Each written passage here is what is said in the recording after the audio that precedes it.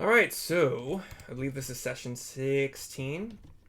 And last we left off, the group had to take care of some remaining orcs and ogres.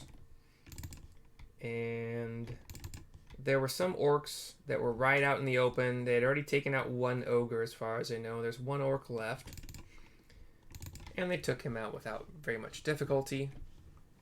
However, that left the another orc who was inside, who was so far undetected, to go out to where he noticed an orc and an ogre had chased Faunum's woodland summoned or conjured woodland creatures, thinking they were meat for their delectability. And so he's like, hey, what are you guys doing? This is all off camera. But like, what are you guys doing? Come on, we gotta fight. So they set up an ambush inside one of the rooms you guys had not yet been into. But with Syrissa busting down a door, kind of momentarily stunning one of the orcs, and doing very well against a couple of kind of like sneak attacks, but without advantage because she was well aware of what was coming to try to attack her. One orc in that room was killed. There was an ogre who was hiding to the north of the main building, and he tried to come in and cause some chaos inside. But Neil, I believe, was the one that turned him away with a scare.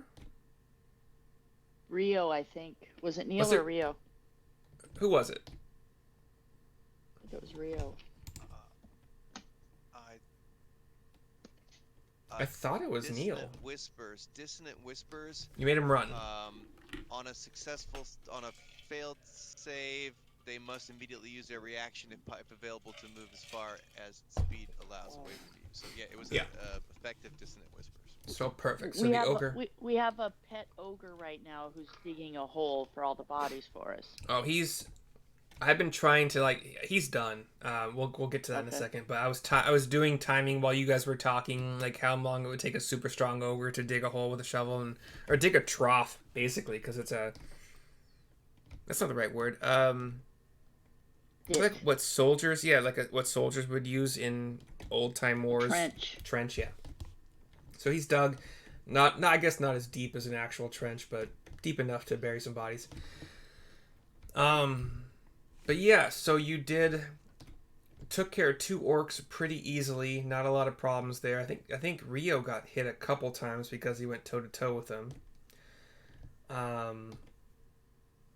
There was a conversation that I was thinking about having as far as noticing what weapons your current weapon or weapons your character currently has active, and making sure that if they have a two-handed weapon, they're not able to use a shield at that point in time. So, pay attention to what your AC is. If you have your bow out, or if you have a two-handed weapon out, you do not have a shield active. So kind of pay attention to that going forward. I was wondering why some ACs were so high, but I figured it out. Rio did, in fact, sway the ogre, the one remaining ogre, when it was kind of low on health, to hey, put down your weapons. We don't want to kill you. We got no beef with you. And he gave him beef in the form of some rations. And ogres be hungry, and food is always a good swayer for a lot of mortal creatures. So, did we give him a name? Does anybody remember what name we gave this our new pet ogre? We haven't named him yet. Shadow says it's Doug, but I don't know why. Oh, because he was digging. That's why. Okay. I think that's probably why. But Bob was floated around for someone. I like Doug. I liked Bob. I was gonna call him Bob the sequel because was the first Bob. The first ogre was Bob for some reason. Yeah, oh, that's why. That's why I said Bob the sequel. Okay. We'll just call him sequel. I like Doug. But it's all good. I like Doug. So, Bobdug went off to dug some trenches and dragged each and every body one at a time for the orcs and ogre that he never liked any of them. They were all assholes. And he started digging a trench for them up off in the tree line to the east.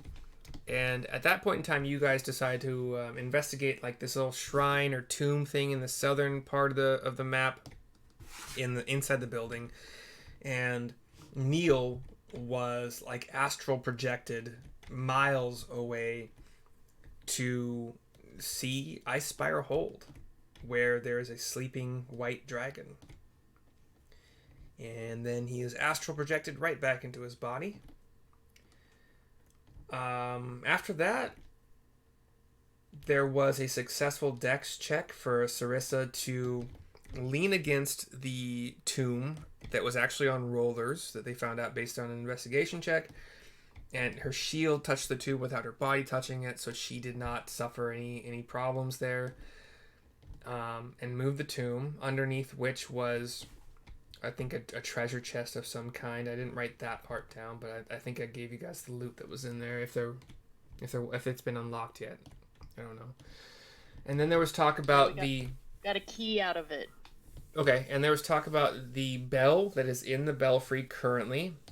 That Neil's investigation while he was up there, kind of trying to scout inside, found out that it is most likely made of gold entirely, and painted with copper to disguise it. But the copper was peeling enough for him to see the gold underneath. There was a history lesson, possibly a history check, or just info dump to you guys, I'm not entirely sure, about Conyberry, which is a town to the north of this shrine that was just devastated by some orcs and some other things, and they moved most of their wealth here and tried to hide it at this shrine to possibly rebuild later. That was something I told you guys. A lot of gold was transported down here. And that's all the info I gave you. And now the gang is trying to figure out what the heck to do, if they want to get this gold bell down, if they want to do anything else. And at this point in time, there's an ambush now. But Bobdug is coming your way. Even with he's not trying to be quiet, so even with a measly perception check, you would hear him kind of clomping his way toward y'all.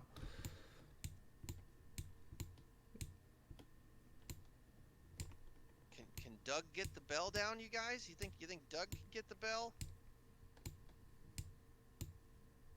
Hey, I finished digging the hole. And all the orcs and ogre, they're all in the hole. Oh, this one's dead. Sorry, that's a dead one. Thank you, Doug. Doug, I just want to be clear. You are not a slave. Okay? What? You're not our slave. But if... Okay. But we do have food in exchange for things that you could do for us. Okay. But that's your choice. Does that make sense, Doug? Remember we had this conversation with him about how Rio would go hunt him down a deer, and payment, that would be the payment, as we would make sure that he got a venison. Yes. I do not recall that, but okay. Yeah. Neil, where's your token? We did mention that. Yeah, and we made sure Fawnham was okay with that, and she was fine as long as it's, done naturally. Hey, Neil. Yes? Where's your token? Wasn't even looking. I don't know. Oh, you're in the top. You're in the top right. Oh, you inspected the. Oh. Yeah, that one. I'm just yeah.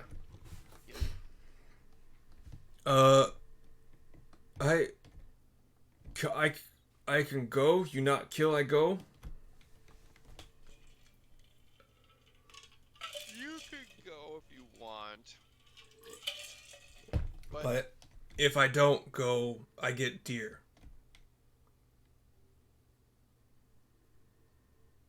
Neil looks at Rio and Yes. just kind of like shrugs.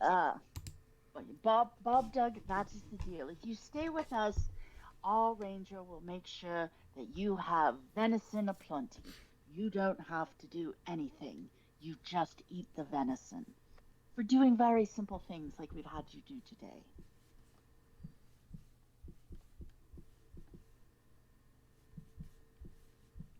I go over to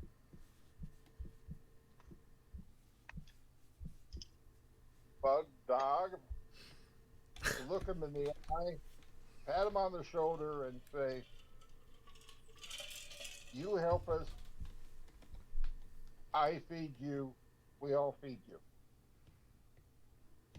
Okay, what help? What help need?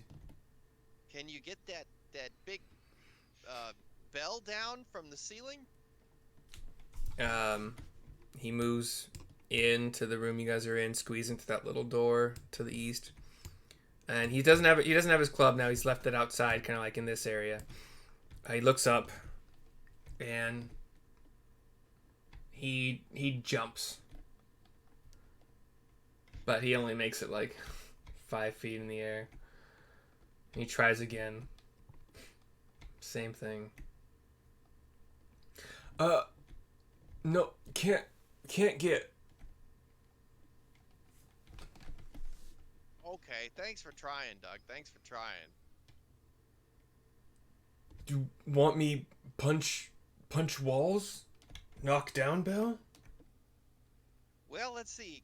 Team, I don't know. We were talking about burning the place down, burning the roof down last time. What are we? What are we doing? I'm gonna rummage through my backpack to see if there's anything rangerish that might help us with this. What are you guys all doing? Says Fonham coming in. Throw grappling hook over beam, which holds the bell up. Then I climb up, attach block and tackle the beam. Then give the rope on the block and tackle to Bubdug. Have him hold on to it while I fasten the rope to the bell. Then I pry the bell loose from whatever's holding it up there, and then Bubdug lowers it on the block and tackle. If you guys want to come up with one name for him, I'm more than happy to go with that. Yeah, no, I like Bugdog. Bugdug. I love it all. I had to look up how much an ogre weighs in D&D, and I'm not getting a good answer so far. So keep at your conversation. 650. No. 300. Ogres are massive. It says if an ogre is 9 foot tall and don't look willowy, they should match a human profile of around 6 foot. And oh, never mind. Sorry. So 650. Up to 650. Okay. Let's say Bugdog is a willowy 525. I'll give him like 600. I'm just trying to figure out how. Gosh. Okay. Is that what you guys want to do? You want to do the whole grappling hook? Mm-hmm. So. Sounds good. Describe to me how this works exactly. So Neil's gonna fly the grappling hook up there. I think he just threw it up there. Well, that's gonna take some. You're not proficient with that. It would be your. He said he threw it up there, climbed up there, and installed the block and tackle already. So. Oh. I mean, with enough tries, yeah, sure, he'd probably get it. So that's fine. It would just take a few tries, and that's fine. Okay, so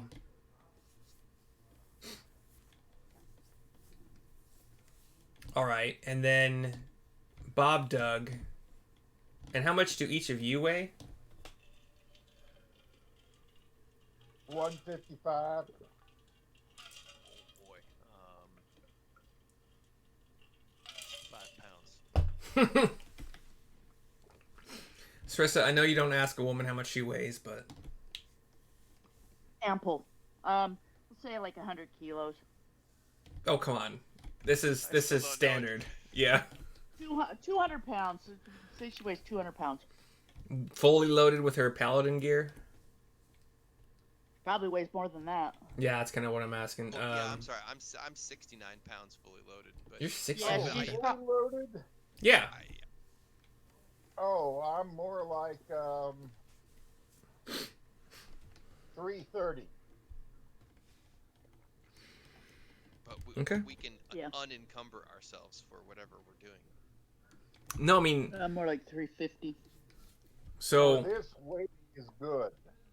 yeah. So if you want, you know what? I'm gonna give the ogre a strength check here, because we want the ogre to try to pull the bell down, right?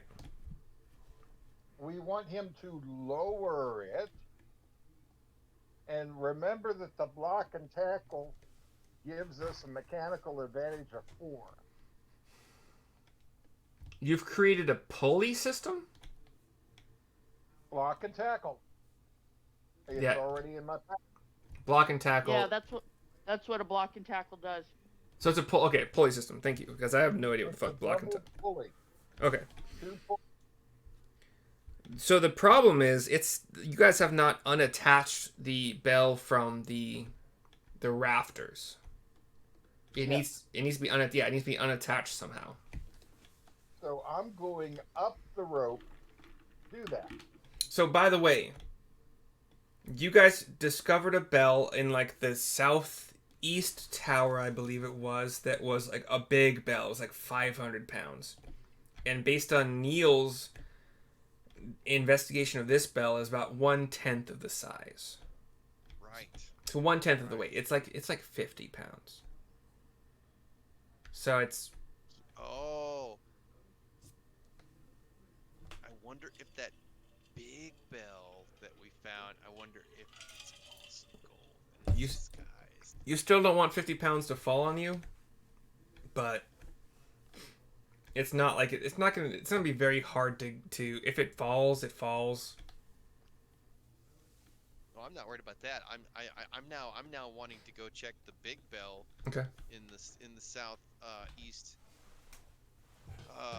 tower thing to see if it's gold. So how are we getting this bell unattached? Crowbar, hammer, pitons, Hell yeah. hammer, brute force. Yes. Yeah, I think with enough time, I would say a crowbar plus a hammer could probably get this thing unattached from its.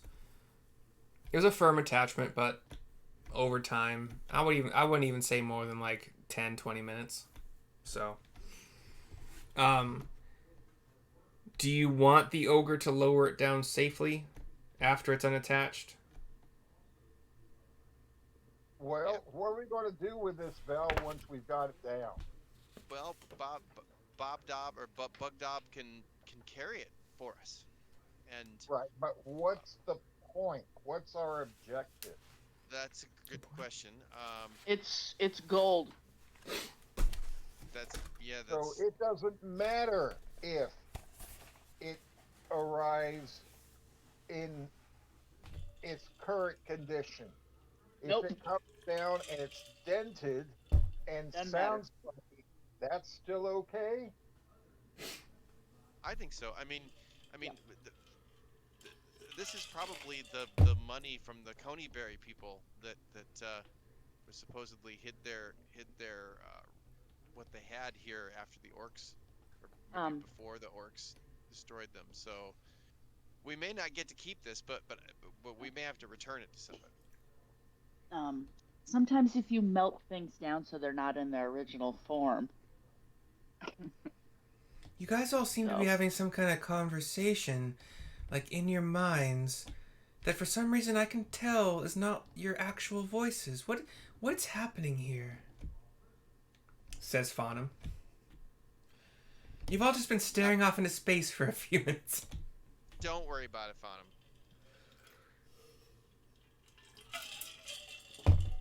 How did I hear that? And why wasn't it your voice?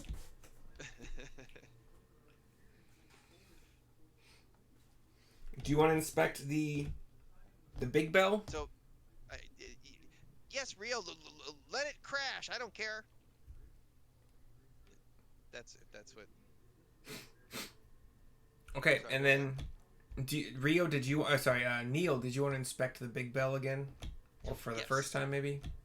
Yes. Yes. Investigation check. Okay.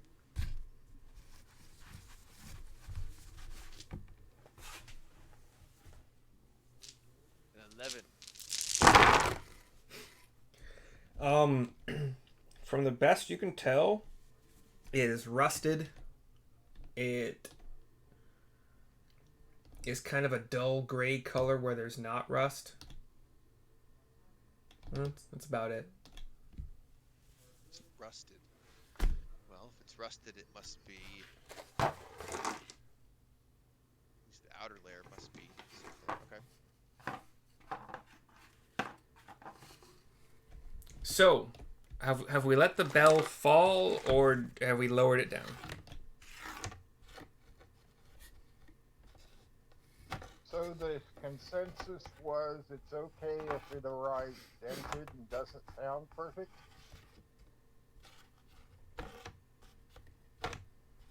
Doesn't bother me.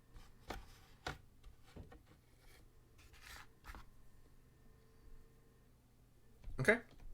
I'm not going to belabor this. You guys want to let it fall? Let it fall. All right.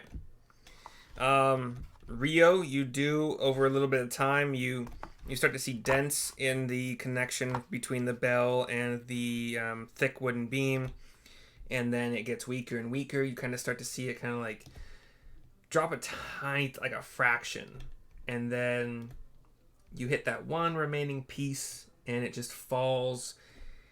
And I'm assuming no one was standing under it, and you maybe even asked Bobdug or Dugbob, whatever his name is, to get out of the way as well. None of that actually happened, and your tokens are still in a precarious position, but I'm going to assume no one was stupid and they even warned Bobdug. Yeah. I would Okay. say so. I may not be so generous in the future. Theater of the mind. Yeah, I may not be so generous in the future, so make sure that... but yeah. So the bell falls. Because it's hit a hard surface, you do hear a... and then it gets muffled pretty quickly because the vibrations get muffled out by it being in contact with the surface. And you have a bell slightly dented on the side that hit the ground first. But it's there. It's on the ground. And maybe even more parts of the copper plating or copper covering have chipped off as well. And gold is pretty malleable, so I would say it probably didn't like break off. It probably just stayed all attached. Does it look like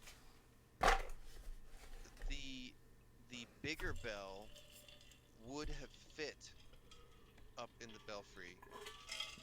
I'm thinking maybe the big bell used to be up there, and somebody took it down, and somebody put this other bell up there. Would be Neil's theory. If in fact the bigger bell looks like just visually looks like maybe it could have maybe fit up there. That's what I was thinking too. The big bell, there was enough room. The big bell certainly could have fit up there. Okay.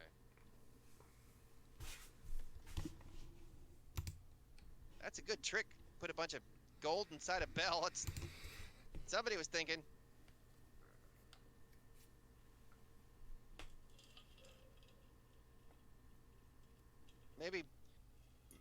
maybe we should.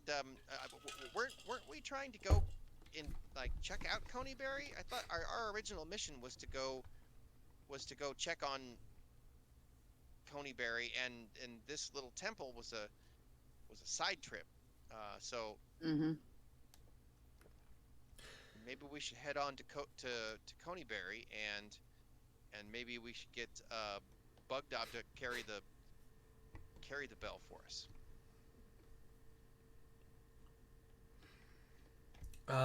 Excellent idea. Anybody that is thinking about this topic currently, like what your original mission is? You know what? No, I'm not even gonna be that. Your original mission was to go to Butterskull Ranch, and you learned that the shrine and Conyberry were on the way. Oh. Okay, our original mission was to go to Butterskull Ranch. Yeah. But wasn't it also an orc problem, or we were told why were we going to Butterskull Ranch? I don't remember. Does anybody remember? What you were told... Can't remember. Orcs have attacked Butterskull Ranch, 5 miles east of Conyberry, along the Tribord Trail, and then I just gave you the extra information of That's right. the shrine along the way, and you also knew that Alphonse Big Al Calazorn is a retired sheriff who might be there, and you want to try to like help him out. At Butterskull. So wait, Yep. then is it a fact that Conyberry is supposedly just ruins now? If the orcs decimated Conyberry, then like nobody lives there anymore. Is that something that we know? That is the suspicion of the townsfolk of Phandalin.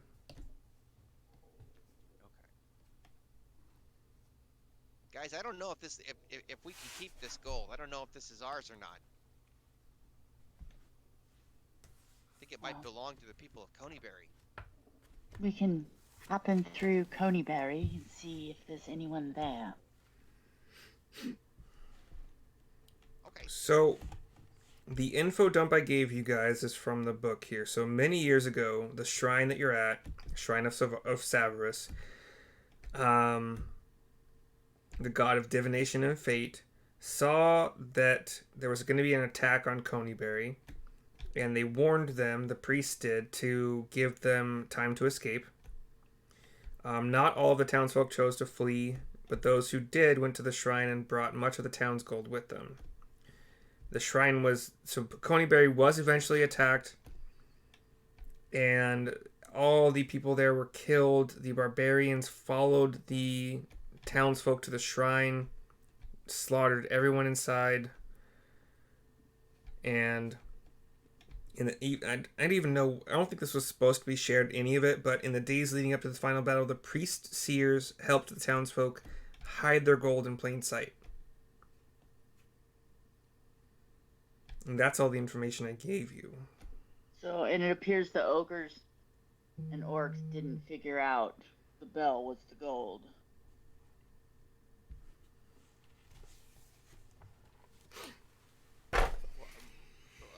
I'll turn to Dugbob and be like, well, what were you guys even doing here? I was hired for food. That's what I thought. Well, we can go through Conyberry, but Conyberry is farther than Butterskull, I believe. well, we can go there after we're done with Butterskull, or maybe Big Al, the sheriff. It is not. knows. It is not further. It's closer to... We can go there on our way to Butterskull Ranch, and if there's nobody there, we can hold on to the gold for a while and make a decision further down the line. Sounds good. Perhaps Big Al. He's a sheriff of some sort. We're going to help him out at Butterskull Ranch. Maybe he'll have a suggestion. We can ask him hypothetical questions about hypothetical gold.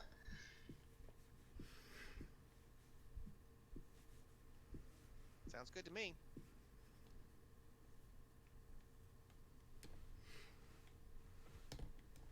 So at this point, I suppose I was waiting for somebody to say, "Hey, we're gonna do this," but also Bobdug would chime in and say, I dug trench, put bodies in trench. Leave there, cover up. What you want, do. Cover it up. Okay. And he moseys off to do just that. So, Is it later in the day? Like maybe we can just take a long rest, build a fire, take a long rest, and then start out in the morning, nice and fresh for Butterskull Ranch. I've honestly not kept good track of the time of day, but assuming you guys would have left Phandalin early, and like this place is.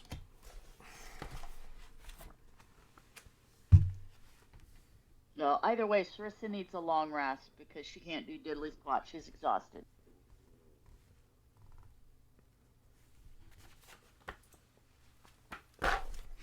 If you guys want to take a long rest, we're about 50 miles from Phandalin, and we have decided I've decided about 15 minutes per mile unless you're trying to like speed it up. So let's just rest. We'll take a long rest here. It took lunch. It took 12.5 hours to get here. Yeah. I think you guys did a tiny bit of shopping in the morning, so you could say you left it. Yeah, so you guys want a long rest? That's fine. It would take Bob some time to actually push the dirt on top of all these bodies as well, so. Or Bobdug, whatever. I like pronouncing it differently every time if I can. We can have Rio whip us up some amazing food for dinner, and then fall asleep for the night. Yeah, I'll pull out my little tambourine and I'll give it to Faunum, and I'll try to coach her into playing tambourine. Okay. So she can play tambourine along with me, my pan flute. Where are you guys camping? Probably just right there at in the center? The shrine. Okay. And along the way, I'll keep an eye open for some chanterelles or some other good mushrooms for our vegan party members. Do we have? Oh, Faunum. Did I claim that Faunum was a vegan? You didn't. Did I? Okay. You didn't claim she was omnivorous either. True.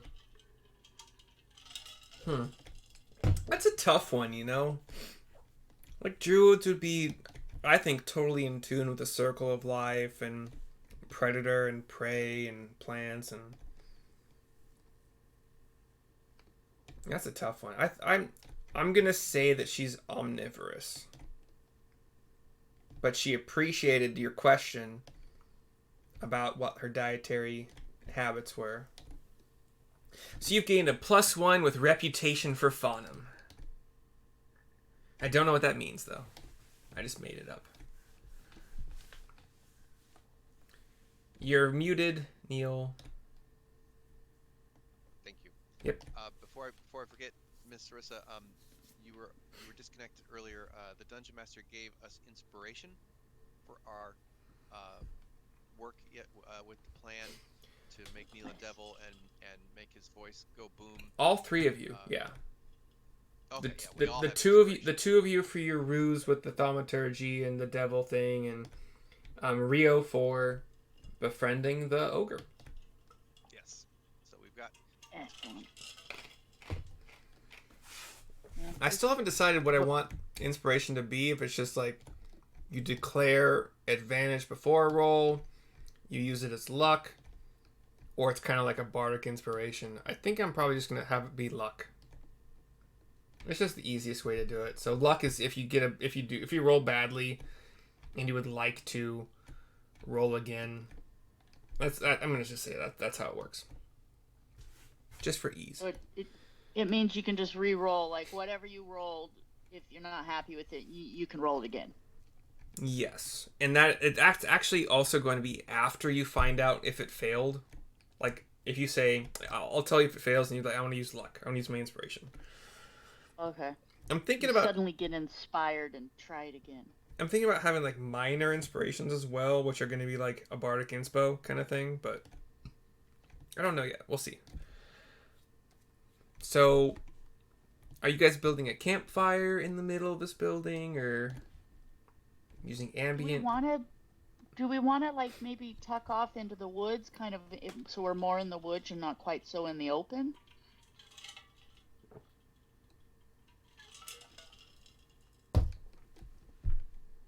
Like down, like, see over here in the bottom, the southeast corner, we could tuck into the woods down here, put the fire right out here in the open. We could sleep in the woods, so that way a little more control versus just smack dab in the middle of this building. Sure, I trust your instincts. Yeah, so let's do that. So it is a temple, and temples should be used for temple things. So I think I would feel more comfortable if we were to sleep over here in the woods. I like the woods a lot more than buildings. I didn't mean to make her sound creepy, sorry. Yeah. No, she's fine. We'll set up and we'll do a little campfire, have Rio cook us up some food, pull out our packs and stuff so we can just have a nice mellow evening. So, we are going to say 12 and a half hours. Let's say you left by 7 a.m., so that makes it 3. No, that's not right. Would be 7 p.m.? Yeah, it should be getting dark now. That's what 12 hours means, right? So 7 to 7. Okay. Yeah. Fuck. So yeah, I guess it was dark-ish during the fight, and I did not have like disadvantage on like anybody that had not like night seeing, dark vision, whatever. So it is dark. What are you having Rio? Do you want to ask Rio to like hunt something, or are you using your own stores? Rio, I vote that we have Rio hunt us up something rather quickly. We can tend to the fire, get camp set up by the time Rio's back. Perhaps he could cook us a delicious dinner.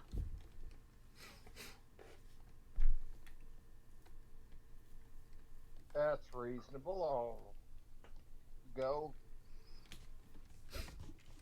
find a Walmart of the woods. Rio, go ahead and give me a perception check. And this is actually going to be... Fawnum's going to go with you, so you have advantage on it. That's good, because the first roll was a 9. And the second is a 16. Okay, with a 16, it would take about... The animals of the woods have heard some loud battle noises kind of recently. A fire has been started probably by... Actually, I kind of want a survival check for... Yeah, give me a who started the fire?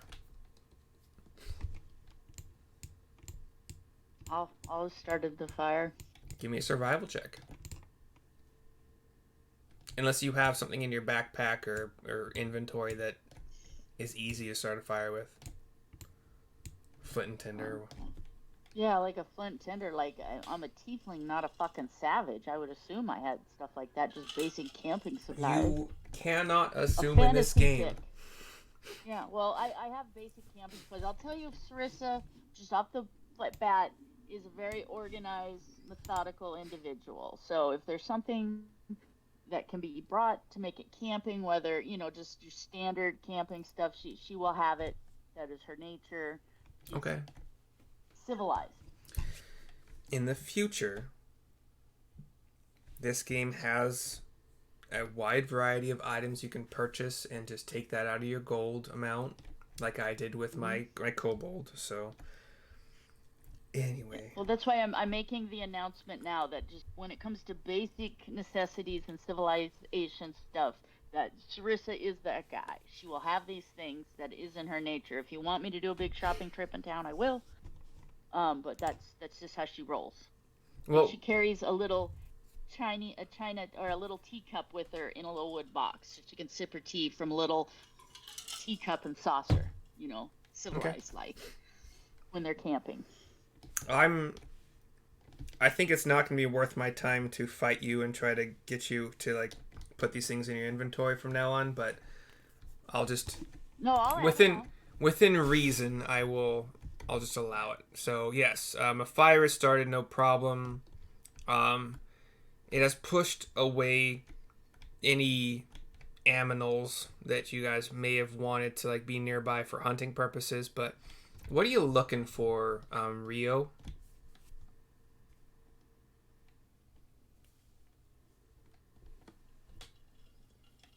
Medium to large.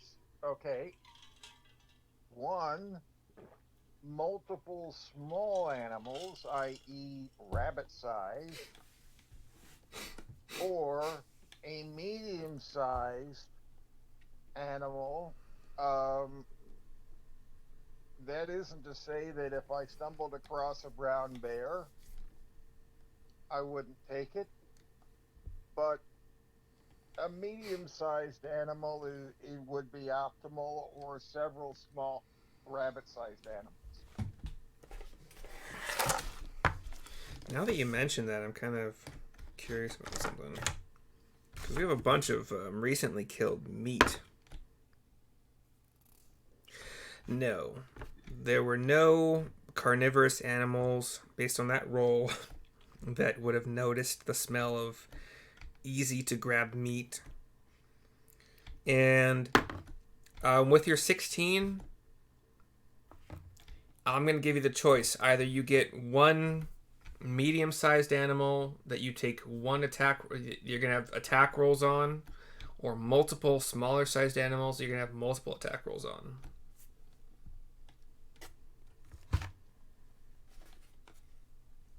Unless you felt like setting up a snare or some other trap or...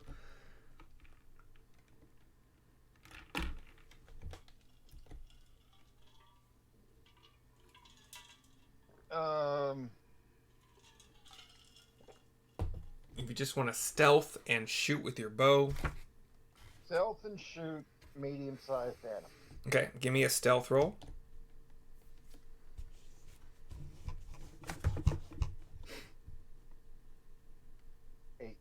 That's great. And then give me, since you're stealth and the animal did not notice you, an attack roll with advantage. 27. Perfect. Okay, so your one arrow takes down, we're going to say a male deer, a buck, because that's what you would be farming. You would not go after the females anyway as a hunter of much experience. And after you take down the deer with I think the heart shot is technically supposed to be where you're supposed to go for as a hunter. And Shannon the bread basket. The stomach? They call it the bread basket. No, it's like you want to kind of get like a lung, liver. The heart. It's what they call the bread basket. It's a general region that if you hit it with an arrow, the animal's going to drop. It's fairly painless. They don't release a bunch of adrenaline and make the meat taste bad. Okay. The forward third of the torso. Perfect. So you aim exactly what you're going for as an experienced hunter. Faunum, who's been with you the whole time, she touches your shoulder and she like beckons you to stay for just a second. And she goes up to the creature who is either dead or dying. Let's just say that it is dying quick. It's died quickly. And she does like a quick little like centaur, deer centaur, whatever, elapho, whatever it's called, elapho centaur. Little prayer, little thanks, and then beckons to you. And you guys carry it back to camp.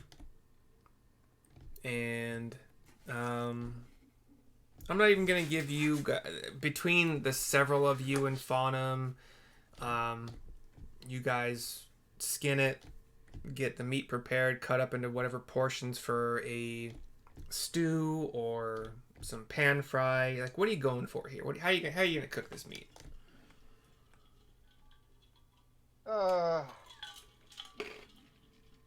With vegetables.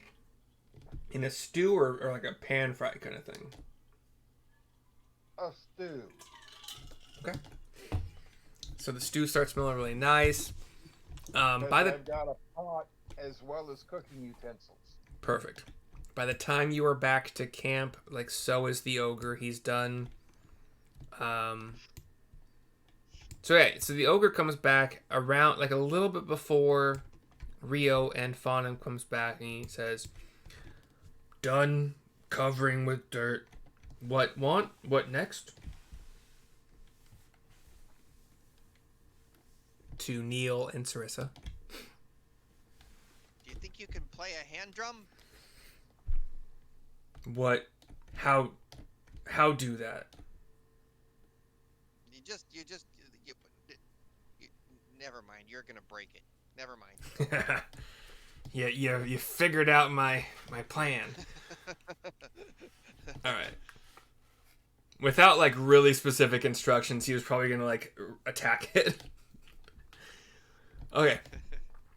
So, are you playing your flute as Rio's out? Or are you waiting for Fawn to come back to play together? Yeah, I was. Yeah, we'll play like more like dinner time. Okay. After dinner time type stuff. Then Bobdug is just gonna take a seat next to the campfire.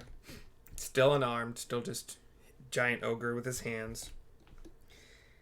And yeah, shadows exactly. And they come back. All the preparations are done. A stew on a cauldron, or in a cauldron with. You guys can plenty of water, I'm sure. Or maybe even no water. It could be whatever. Anyway, this will give you Rio. Since it's your choice. Since it's mostly meat with some veggies thrown in. And I would say to feed, if you also want to feed Bobdug. Neil, are you a omnivore? Yeah. Syrissa, omnivore? Yes. Okay. Rio? I'm assuming. Oh, yeah. Okay. Then to feed Bobdug, I would guess about, let's just say 5 pounds. Leaving you with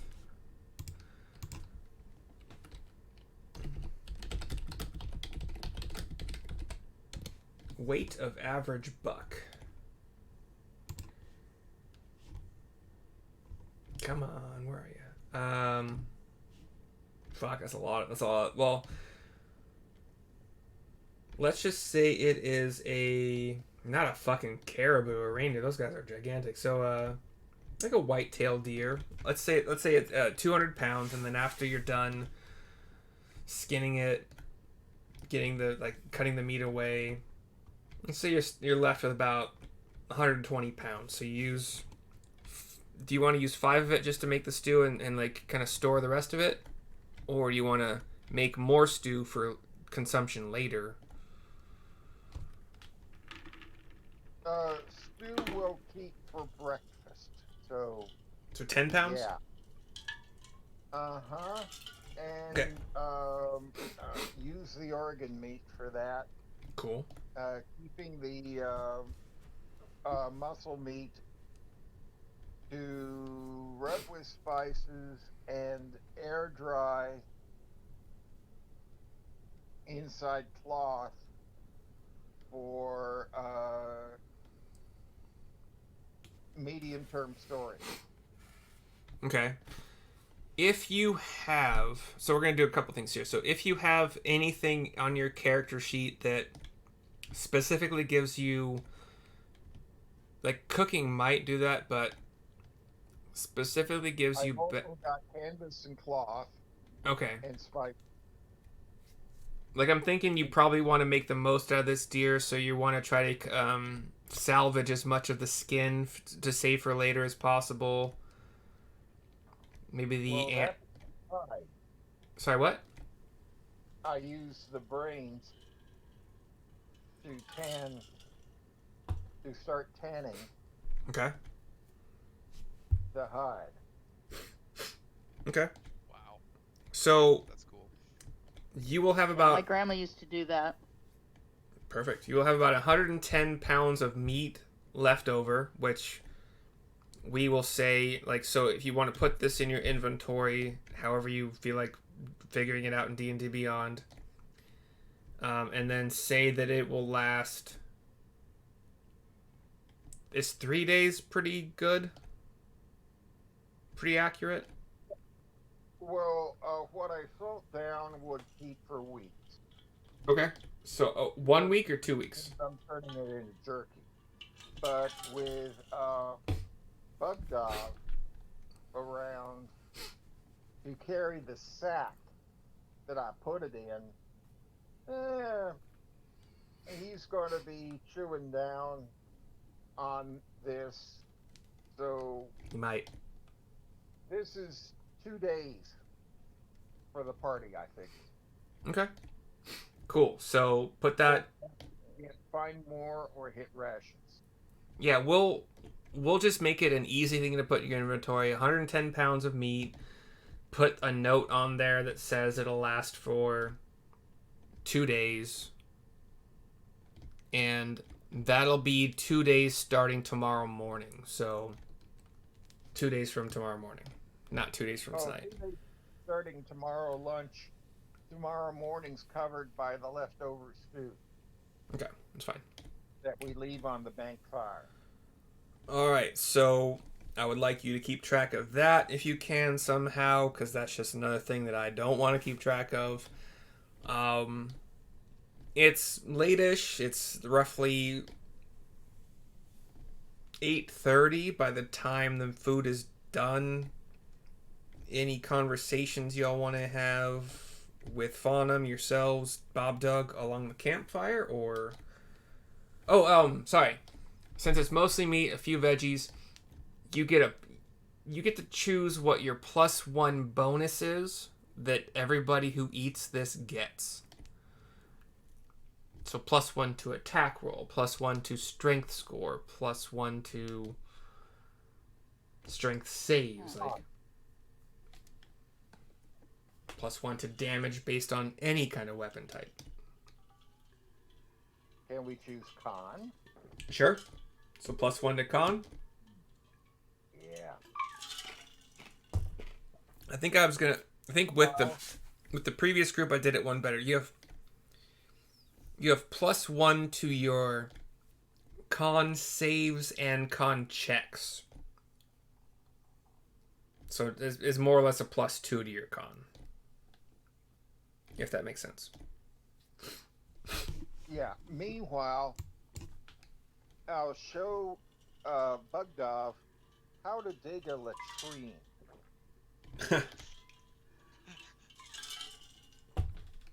Why dig this? Shit bad. Downwind and downstream from water and people. You'll live longer. Why not just poop in woods? Because if you poop anywhere, then big animals will find you easier. We kill You'll big have animals. more, and you don't always win when you fight.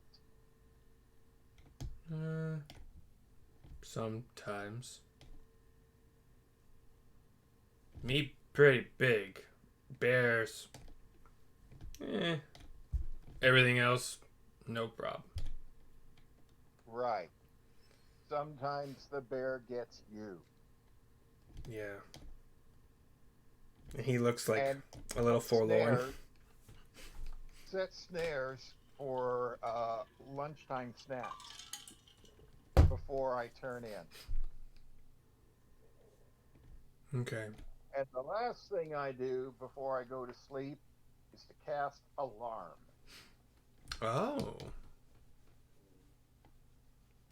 Is that Very nice. Raise Like the spell. well, I think it's a wizard spell also, but like is it a 30-foot radius? Like what's 30-foot radius. okay? Cool. All right. Anything else you guys want to do before turning in for the night?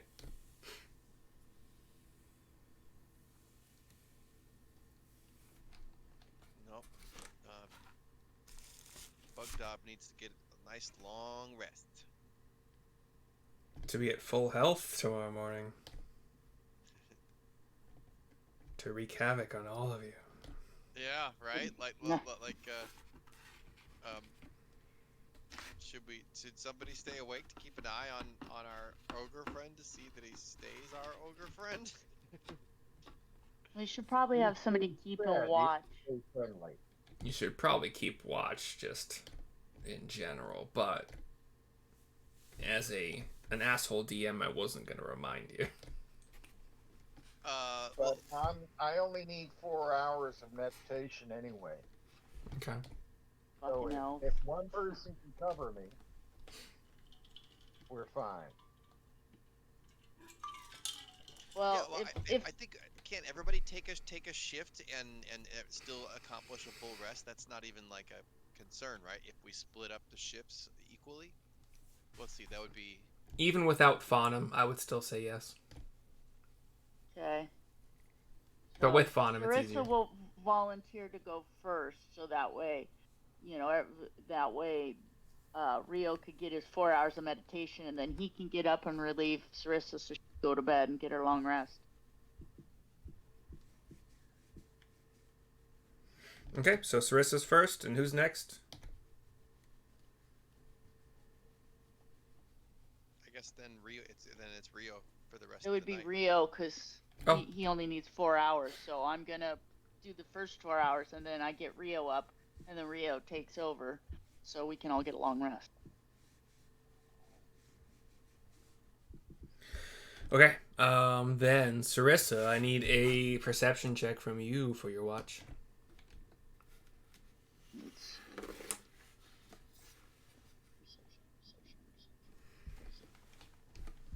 There it is. 10. Okay. During your watch, you are a tad like distracted. You're kind of still wary of Bobdug, who is snoring quite loudly, which probably also annoys you.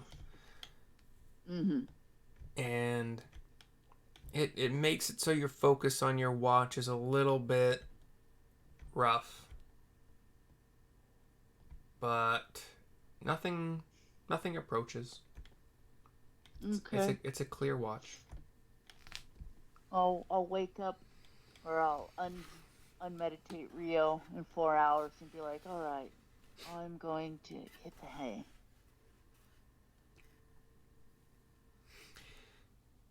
So unless you guys so in the future, unless you guys are planning on taking more than 8 hours for a long rest, even though Rio's got trance, you would want like 2-hour shifts for watch total per each person aside from Rio. Just FYI. Okay. If you guys are taking like All right. 10 hours to sleep, then you guys are all fine. If you're not in a hurry. But yeah, We're not in a hurry. Rio is awake. Anything you need to share with him, or? Yeah, I tell him I didn't hear anything, I didn't see anything, that fucking ogre snoring. All right, Rio, give me a perception check for your watch.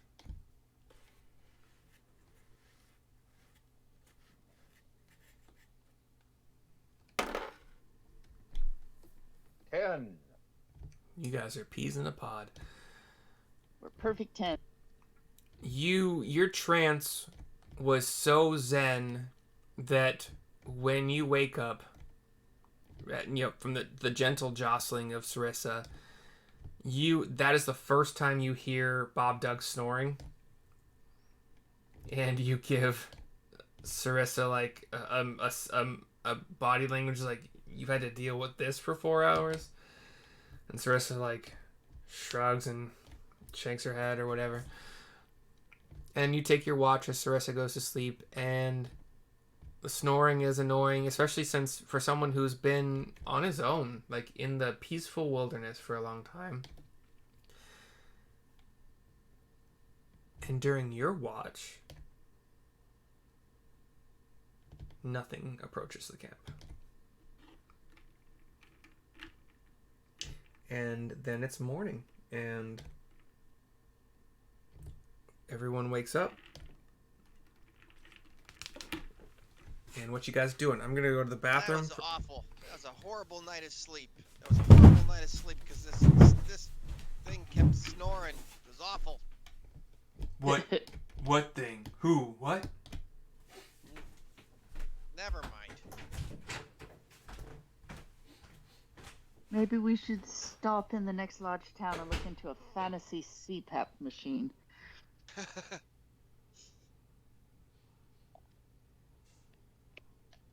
So, but we have a nice leisurely breakfast taker time. Yes, have our remaining stew for breakfast.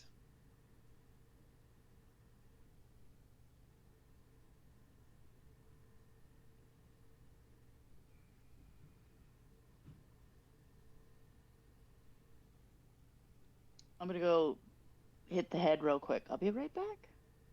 Okay.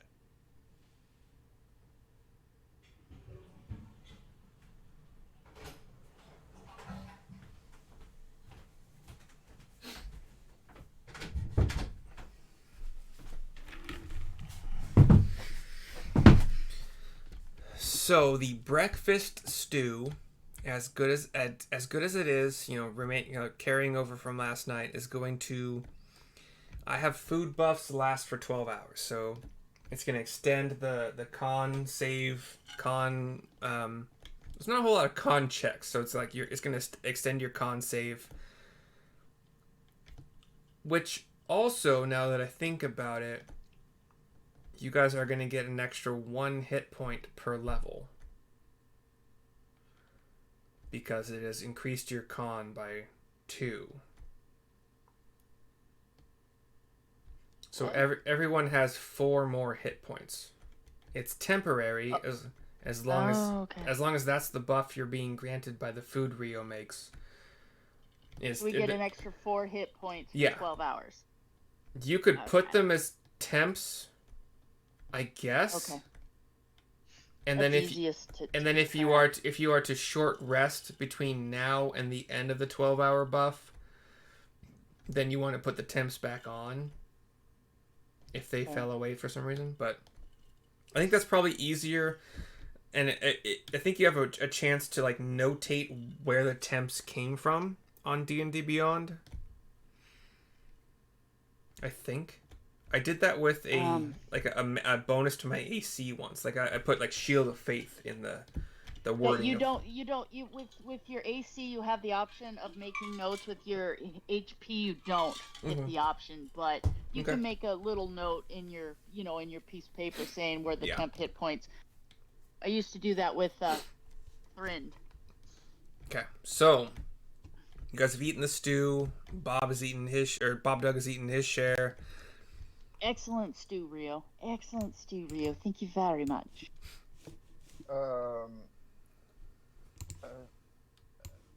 Thank the gods who brought us our dinner and breakfast.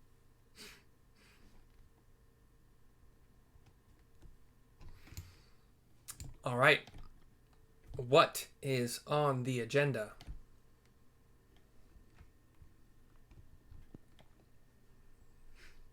Tote this bell to town. Is it going to be easier to build a travois and drag it rather than asking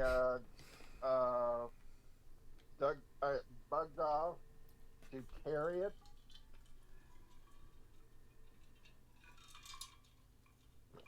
And I answer my own question and go off and go find five long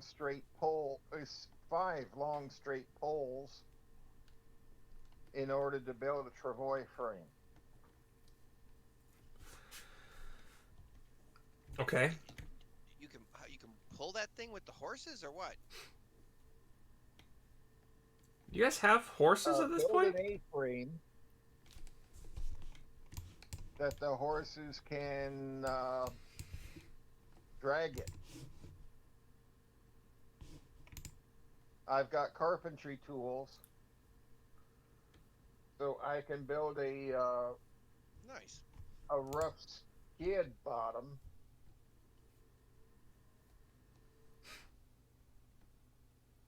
Because what's the mass of this thing again? The bell is about 50 pounds. 50? Yeah. Oh, that's easy. You guys wait. Yeah. Where are the horses? Hanging out somewhere. Well, We tied them up in the woods. even I could drag it on a travois Yeah. if it's only a pound. I forgot you guys had horses.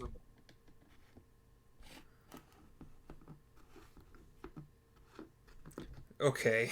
Shit. Yeah, but are we heading back to town now, or are we going to the Butterskull Ranch to speak to the sheriff about their problem? We'll have to bring it with us because we're going to Butterskull Ranch, and we might run into Conyberry on the way.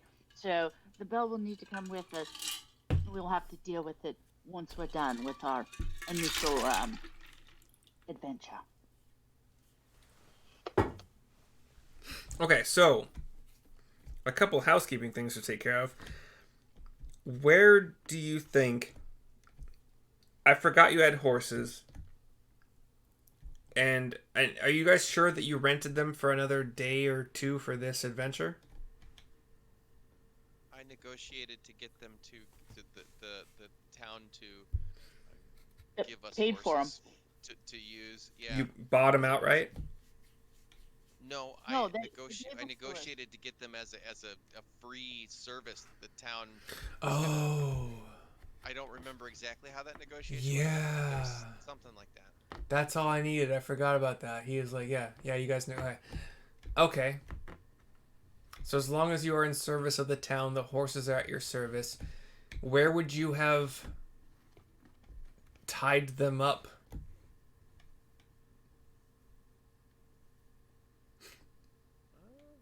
In the woods where they couldn't be seen by the dragon.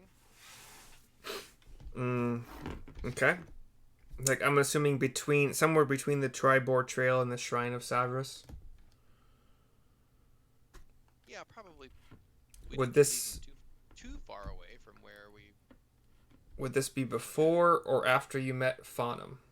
Probably right about where we met Faunum. I guess. Okay. Didn't we have a conversation with Faunum about where we would leave the horses? Like, we had the horses when we ran into Faunum. I don't remember. Like, we left the horses, and then we left the horses tied up, and we went with Faunum to go do this thing at the temple. Okay. I think you're right. My memory and notes are not great for this session, so my apologies entirely. The good news is, I'm pretty sure there was no conversation had about like hiding the horses somehow magically or via survival or whatever. No, it was like, well, just where will they be safe? Okay, we'll leave them here, and then we didn't really talk about it. It is in the woods where there are predators, but luckily I rolled very low, so the predators did not notice the horses. So when you get back to them, they're fine. Rio, you're making this. It's like that pull behind thing that's like a slant where two poles are like dragging along the ground, right? It's an A-frame with an open top. There's a brace 2/3 of the way down, and then a brace 4/5 of the way up to the top, Okay. so that it's got an open top, so that you can put it over the rump of a horse to minimize the weight. And then there's a pair of skids on the bottom that are plain smooth, Okay. like sled runners. So, given what sounds like quite an intricate setup, finding the materials, building it,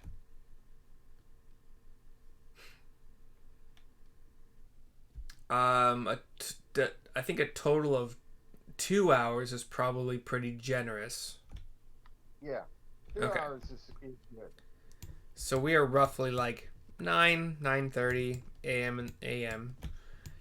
And then you get that's when it's built, and you put the bell on top, and the ogre just drags it toward the horses for you, and you get to the horses around.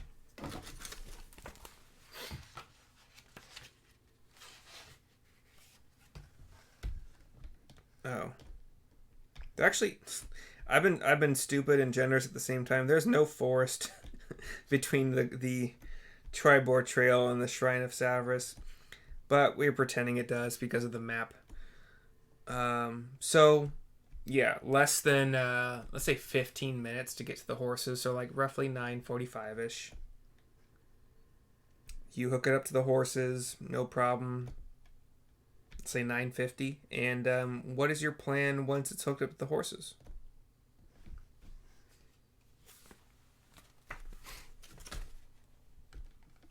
Head off to where we're going to take the bell. Which is? We're taking it with us to go to Conyberry, and then Okay. we'll stop Yes. by Butterskull Ranch, Yes. and then we'll and then the bell's just gonna go with us. Half Bell will travel. So from where you guys branched off to Shrine, it's another 15 minutes to Conyberry. And Yes.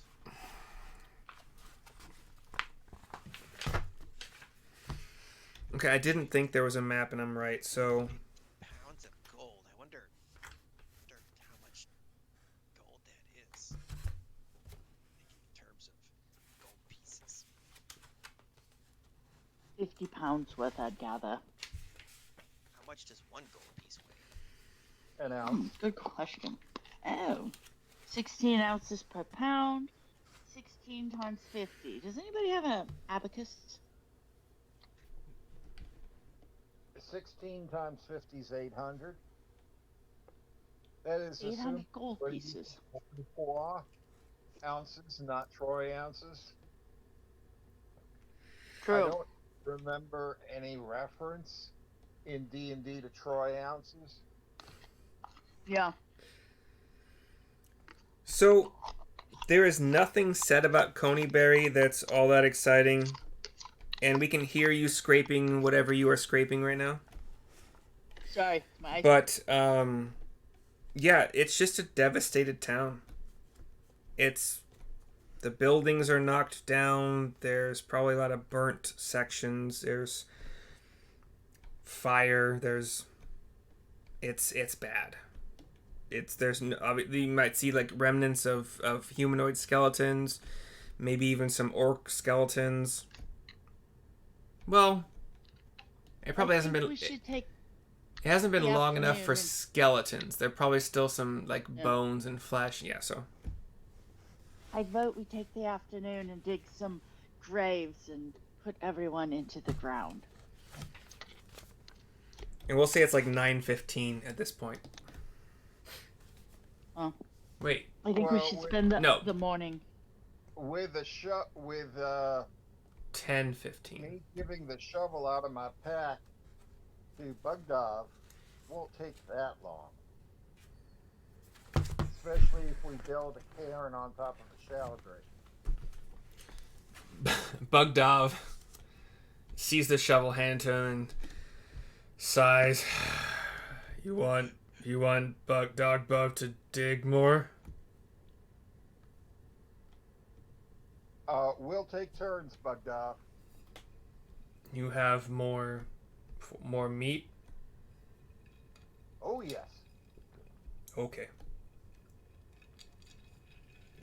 So, I don't know how big Conyberry is. With everybody, we'll say it's kind of small-ish, but not like small, but with everybody helping to, except for Neil, because I don't think he has the strength to do so, but we'll say that if Neil joins Syrissa or any of the other three, Fawnum's gone, by the way. Fawnum has left back to her people, and she said a fond farewell to all of you. But we'll say with Neil just singing, we're not spending any like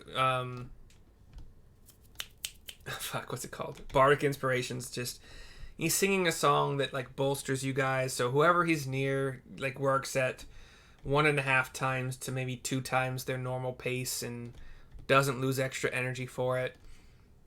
Over the course of 2 hours, all the bodies are placed into the areas dug by Bobdug and Rio.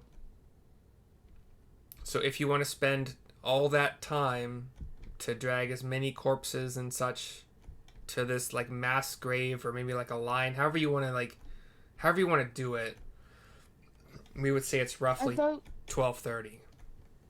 I vote that we spend as much time here to bury all the bodies. We have to spend the night here, so be it. Neil, if you could please keep your eyes open to make sure we're not approached from any direction whilst we're digging these graves. Okay, but I gotta play the music for you guys so that you can work faster. Exactly. Just okay. Between songs, if you pop up into the air, take a look around. Okay, I can do that. Neil flies up into the air and looks around, tries to see if there's any monsters coming. Nope, I don't see any. Give me a perception check. Yeah, right. I should not presume. Perception check of 21. Fine. Yeah, nothing comes your way. So about 12:30, so high noon plus a little bit of time. They are all outside of town, inside of town. Like, where are you putting them all?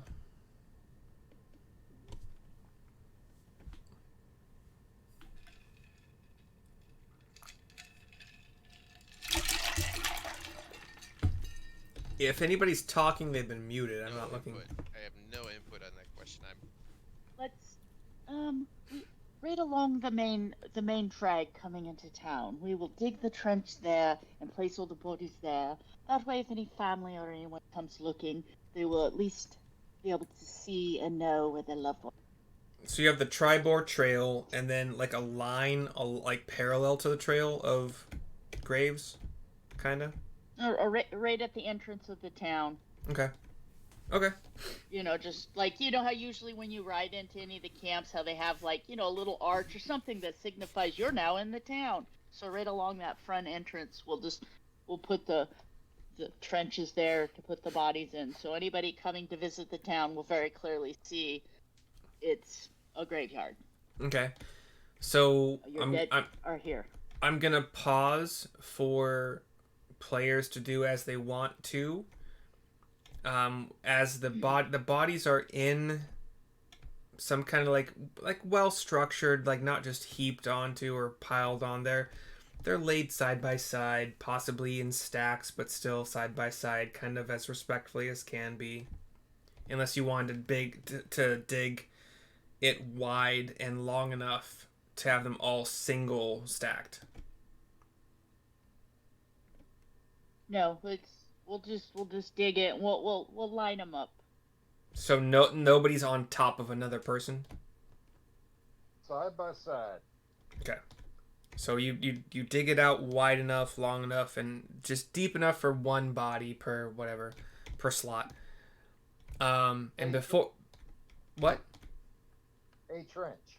Yeah. And before the dirt goes onto the bodies,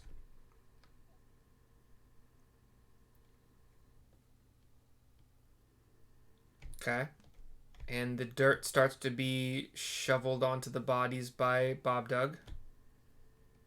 Syrissa will just throw a prayer out there to her god, let them rest in peace, and yada yada yada. I figured the paladin might want to say some kind of Yeah. prayer for the dead. Okay, so Yeah. Syrissa does the prayer. As the dirt is being kind of sloughed onto the bodies or whatever, you all do see little motes of light kind of coming from each body, and like slowly kind of they're drifting up kind of like side to side, a little bit as if maybe caught in some like back and forth wind, but for the most part up is their trajectory. So in this rectangular, long, or maybe more square-like shape in the ground, there's just this traveling of little motes of light up and up and up, kind of like those Chinese candle things that float along the water, but up. Yep. And at the end of Syrissa's prayer, they are at their highest point and they slowly wink out of existence. And you hear a thank you. Just kind of whispered as if on the wind. You almost can't tell that it's actual words, but it's just it sounds too much like thank you. And it is roughly 12:30. We have been playing for about an hour and a half. Do we want to take a break for now? Yes, please. Sure. I could use a little bit of food, so cool. As usual. And it's 12:30 in player time, so it's time to break out the venison. Exactly. There could be more meals prepared or just eating for the sake of eating. It's up to you guys how you want to do that. And as usual, 5-10 minutes, whatever, 15 minutes break, whatever. I'm happy with it. So we'll see you guys soon. Okay, sounds good. See you soon.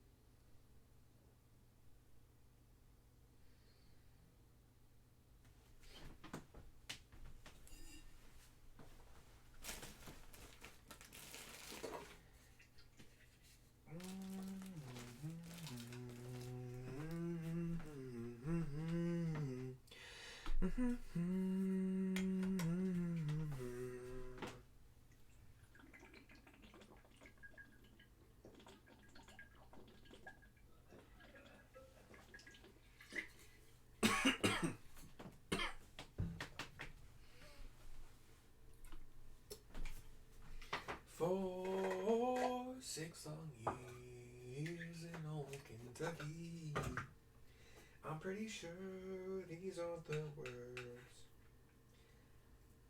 I need to do that. I'm pretty sure these are the words.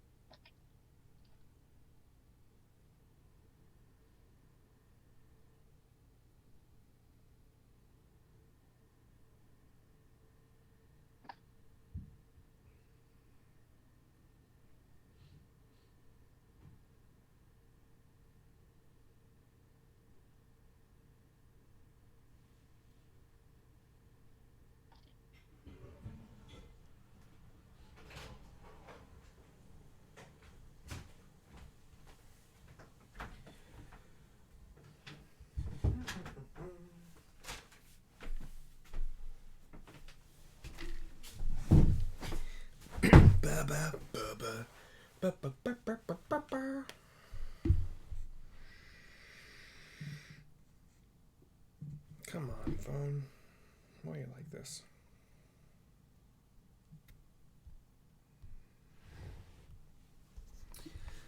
Alrighty then. We're like halfway back.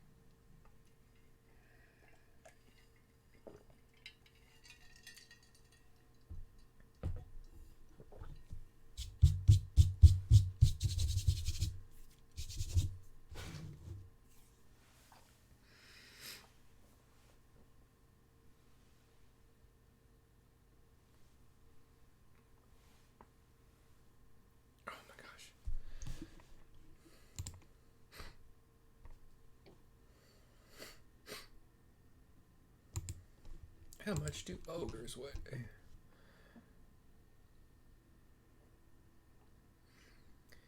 Ogres are listed as weighing up to 650 pounds, but they would, according to the square cube law, need to weigh 300 times 1.5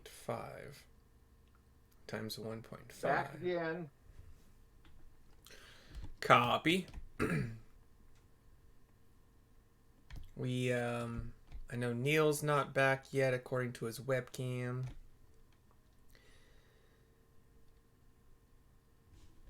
So the funny thing about... in the monster manual, it says ogres weigh about 1,000 pounds. But somebody else said that they found a spot somewhere in some other campaign or manual or whatever that says ogres are listed as weighing up to 650 pounds. But according to the square cube law, if well, this is stupid because a 6-foot human doesn't generally weigh 300 pounds.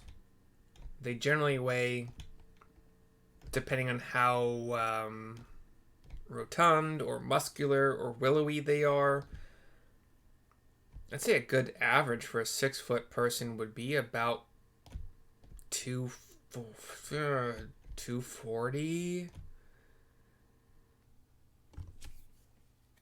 So 240. We don't know if the square cube law works. Yeah.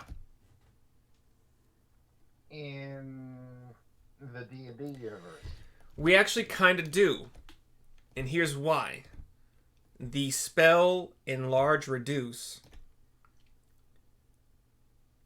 says that it doubles dimensions. Yeah, shadows, yeah. It says it doubles dimensions, so you become 2 times as tall, 2 times as wide in both dimensions. So you have your X, Y, and then your Z. But you become 8 times heavier, according to the spell. I think that's what it says. So this says,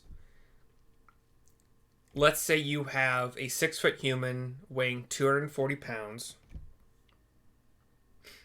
Yeah. You would multiply if the human is 6 foot and the ogre is 9 feet, we'll say. The ogre is 1.5 times taller than the human. So an average-ish human weighing 240, you would multiply that by 1.5 times 1.5 again times 1.5 again, giving you an ogre weight of 810. So I think it's weird to assume a 6-foot tall human weighs 300 pounds. That seems really... that's not a good average for a 6-foot tall human, in my opinion. Especially in time, and like, we're not talking about the US where obesity is a giant problem. We're talking about like older times where food isn't abundant for everyone, and everybody generally, most people have to like work hard on a farm or in a smithy or whatever to earn their coin. But muscle weighs more than fat. Yeah, but you're not going to have a 6-foot muscular person weighing 300 unless they're a fucking bodybuilder, I think. And even then, those super strong men you see on TV, they don't weigh... They might weigh like 250, 260, but I think that's even higher than normal. You're damn right, Shadows. I'm trying to extrapolate physics into... I was a physics major in college. This shit matters to me. Of course it does.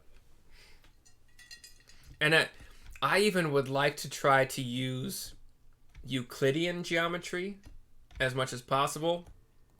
It's like you don't just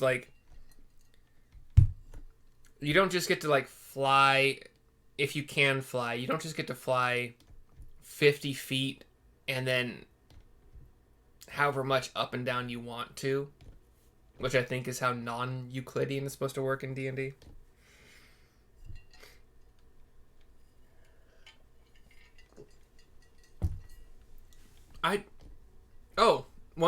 A guy that I work with at Moe's Southwest Grill, he and I are catering delivery drivers and catering, we set up the orders and stuff. He is also an engineer. I think he has a bachelor's, maybe a master's. I think probably just a bachelor's, but I was surprised to learn that. But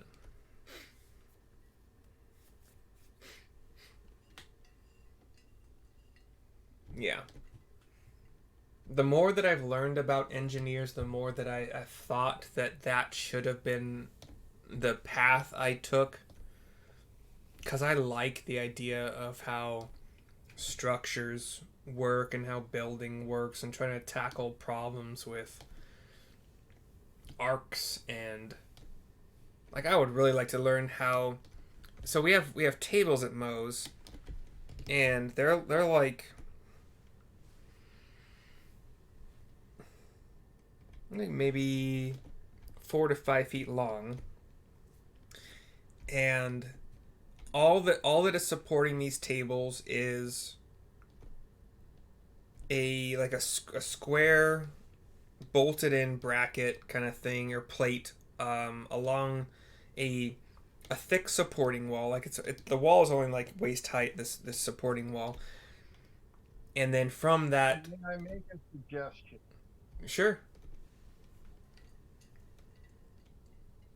Solve for X. You are X years old. In 3 years, you're going to be X plus 3 years older. Correct? Sure. You're going to be X plus 3 years older in 3 years, whether or not you decide to become an engineer. The choice is yours. I see what you're saying.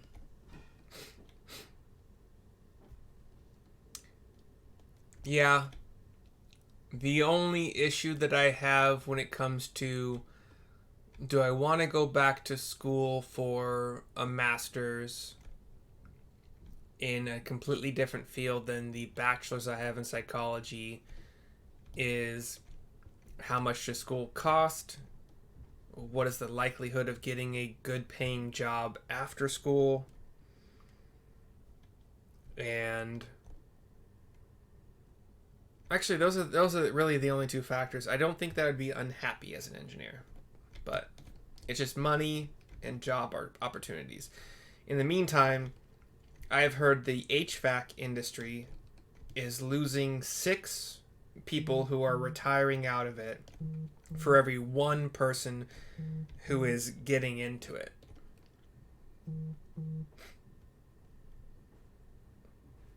Manglement? What the fuck is manglement? Okay, I was like, is that a typo for management? That's a good typo, dude. I was like, what the fuck is manglement? Manglement's always right. Yeah. Shannon, are you back? Not so far.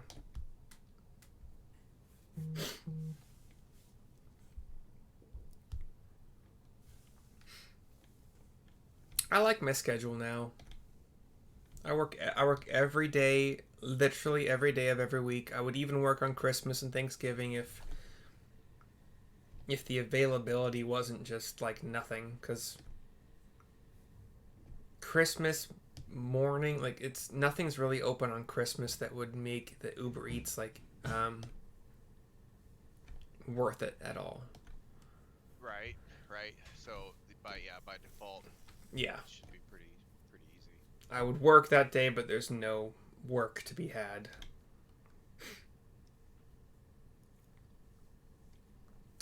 But supposedly this Moe's job, since it's kind of like this Tex-Mex restaurant, like American Mexican food, during like Cinco de Mayo times, I think like March, April, May, June, July are all really big. I mean, even August, and graduation is big, and I'm kind of curious to see what kind of money I can make during those peak times.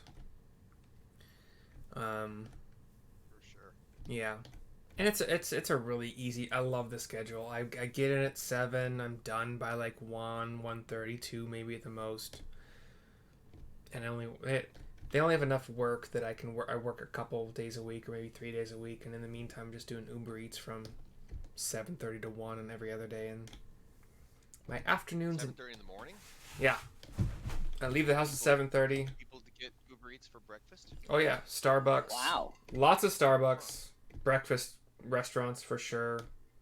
I first ordered I guess today. The people that are willing to spend that much money on Starbucks, it's just a little extra money to get their coffee in the morning. It's stupid. Yeah, if you're making a lot of money, then it doesn't matter. My first order. What was your first order? My first order today. You guys might not have this where you live. I don't, but it's Bojangles. I've heard of it. That's a southern. It's a chicken. It's a chicken place. Yeah. Yeah. It's like a chicken and waffles, isn't it? No, it's just chicken place. Just chicken? It's similar to Chick-fil-A in a lot of ways, but okay. It's a lot less quality. But so Bojangles is close to where I live, like maybe a mile away, and the order was a grand total of 24.2 miles. At 7:40 a.m., this middle-aged woman comes to the door, and she got a 20-mile delivery of Bojangles. This run-of-the-mill, low-quality fucking... And she didn't... imagine? She didn't even seem excited. She's like, oh, hey, thanks. Like, no, not like, oh, I was craving this for 2 weeks, and I felt like paying $10 for a fucking delivery. It's standard now. It's like standard for people they don't even factor it in like, oh, we have to pay delivery. Or you could drive and go get it. But that's good for the drivers, man. You guys get paid. People are lazy. It was 24 miles. I got paid like $12 something. But I accepted it because it was all highway. And the grand total of time assumed for the delivery was less than like $1 per 3 minutes, which is my go-to. If I'm making $20 an hour, I'm happy. Yeah.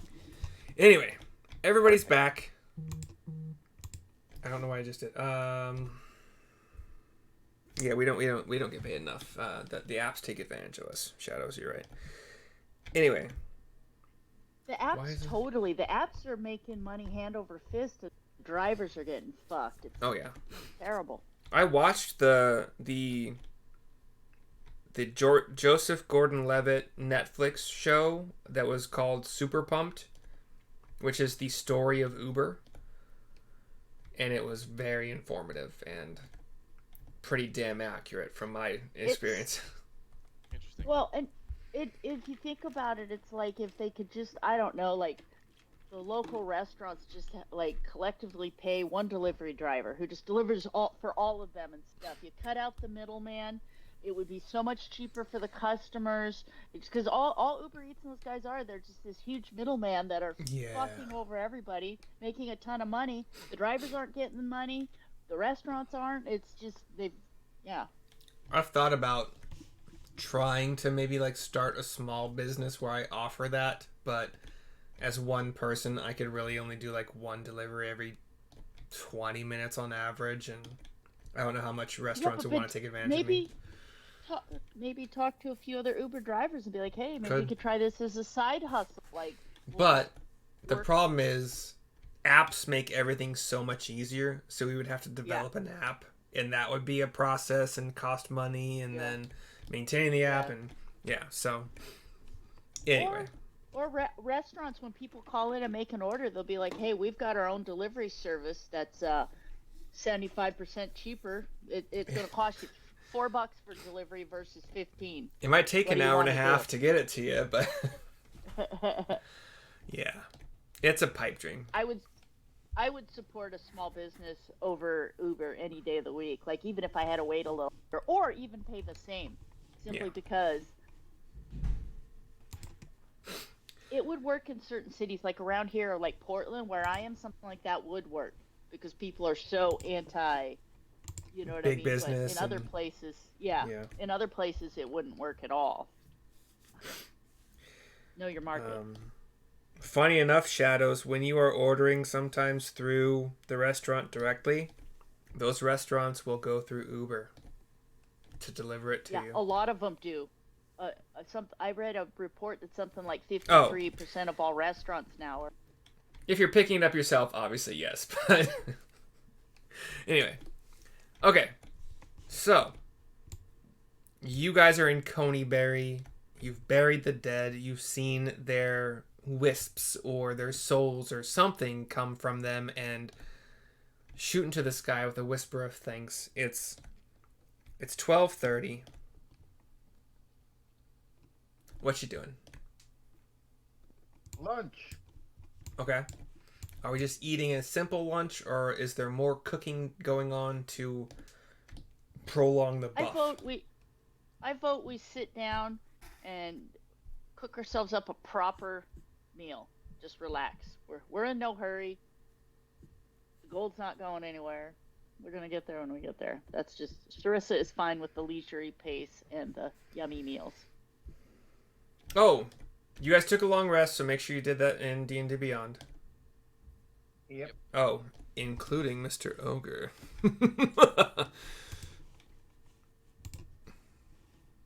I mean, nothing. That's fine. There's nothing wrong there. Ogre's cool. He's a happy guy. He's not at all planning to murder anyone. Don't worry about it. Okay. I don't think Ogres plan much. Good point. Okay, so are you making your way? You want to still try to convince the ogre to follow you to the farm, Butterskull Ranch? Yeah, we basically here's a chunk of venison for the day. Tomorrow, when the sun comes up, we'll renegotiate. Every morning we venison, flavored venison, cooked venison, yummy. Is good. Me like. Okay, you got me. Good venison. All right, so we with the horses. We are. I think with the horses, but with the ogre not being able to travel via horse. But he has he has exactly 1.33333 repeated travel speed that you do. Not including Neil's flying speed, which I don't know if... Because he has longer legs, right? Yeah, and it's in the book, but... So if you want the ogre to keep pace with the horses, he can't. But if you want the horses to keep pace with the ogre, you can shave off it'd be like 12... Let's say 12 minutes per mile instead of 15. Fair enough. So, if you have food at 12:30, you break your whatever little camp at 1, then you would get to Butterskull Ranch.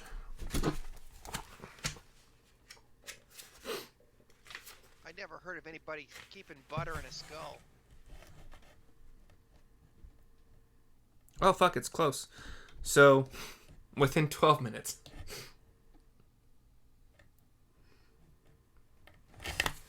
So,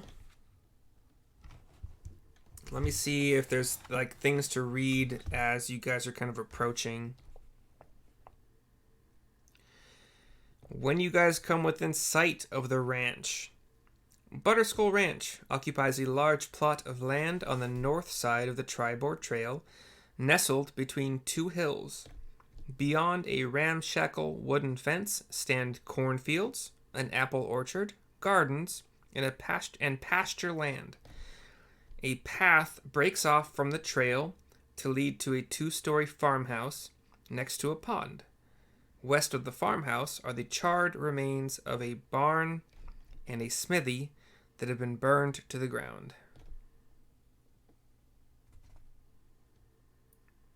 Not good. Oh no! Maybe we should have hurried. In the field, you could probably also see some pigs wandering around. Okay, hold on. There's another. I knew there was another thing. Okay, Okay, let's actually start. We're gonna backtrack a little bit.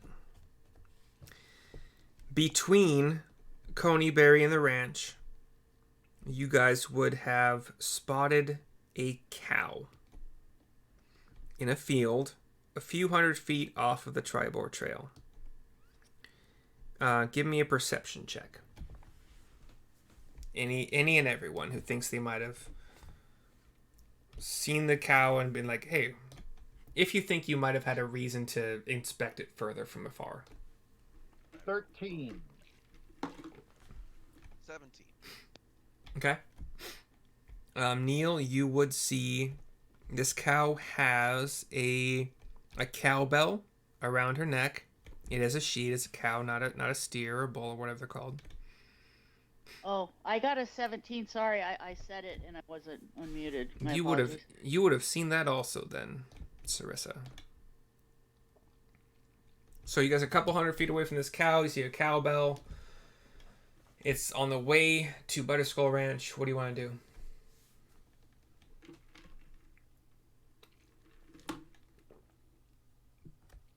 Do we need another bell? I see a bell. More cowbell. Yeah, maybe we could start a group. Do you guys have a fever?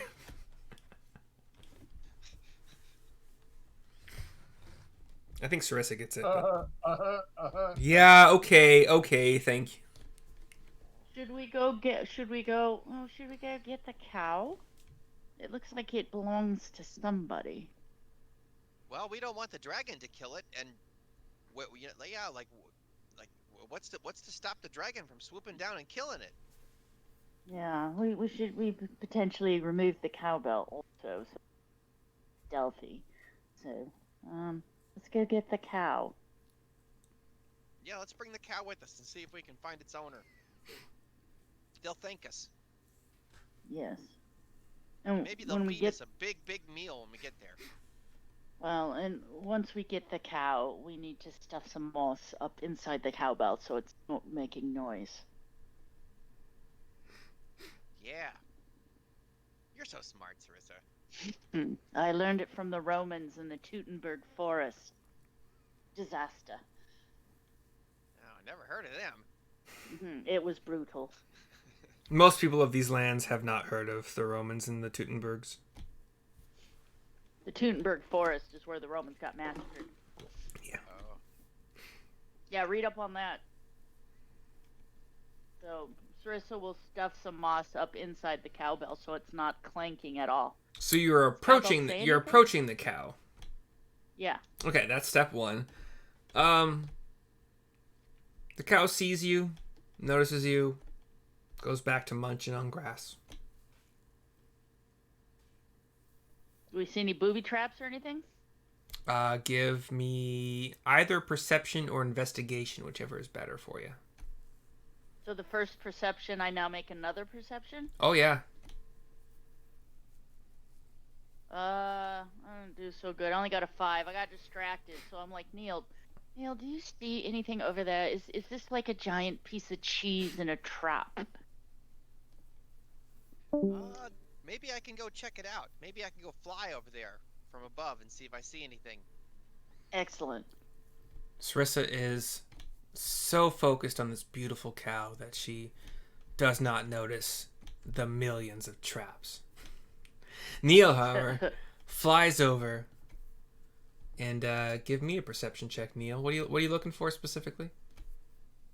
Oh, anything that just looks out of the ordinary. Anything that Okay. looks. I mean, Trappish.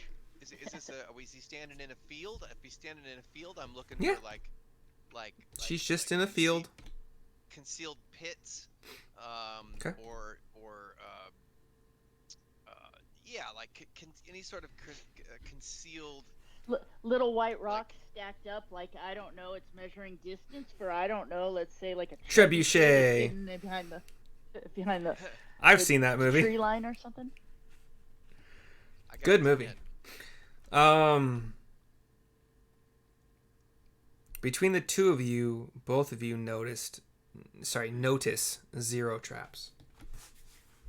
But Neil, assuming you fly about close Rio? enough to the cow, you notice on its flank are the letters B as in boy, A, K.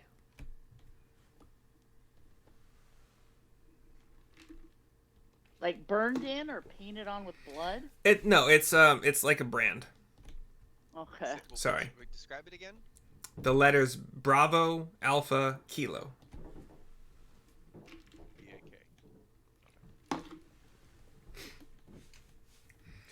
What do you guys want to do with the cow? Are you still approaching Syrissa to put moss? I'm gonna land right on top of the cow and just sit on top of him like I'm gonna ride him and say hello. The cow explodes. No. The cow Does the cow have a halter on it? Nah, just a cow with a cowbell around its neck. Then Her. I make a halter with some rope, put it on the cow, and put the cow in train behind one of our horses. Take it to town. Yes. So give me an animal handling check.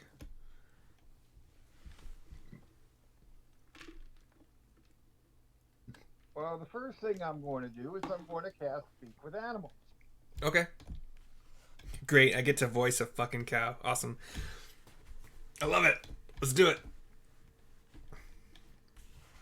And explain to the cow that we're going to take you back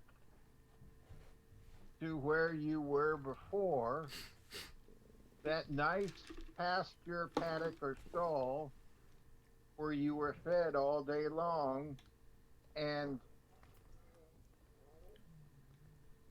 where the folks milked you so your udders never got uncomfortably full. Okay, here we go. I liked it there. It was nice. My owner was nice. And then the bad green guys attacked.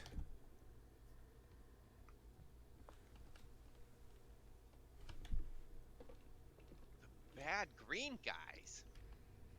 I mean, assuming that Rio is sharing this information with Yeah, you. right. Yeah. I translate in real time. And anybody have any questions for Daisy here? Did you give me an animal handling check? Not yet. Okay. I'm just talking. I'm not handling. Okay, you'd said that you wanted to like put the thing around her neck and get her back to where she came from. Right. So First thing I do is I talk. okay, we're talking first. Okay, cool.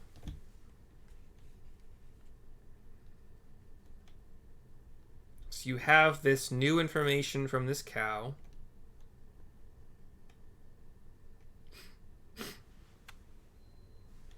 Well, not really new, I suppose. You already knew that that's where you're going to Butterskull, because orcs attacked, but... Mm-hmm. You do know that she liked her owner, I suppose, now. And find some fodder and bring it to her, and then attempt the animal handling check. Did you say fodder? Right. As in just, like, stuff she could eat? The tasty stuff. Okay. Tasty greens. Then animal handling check with advantage.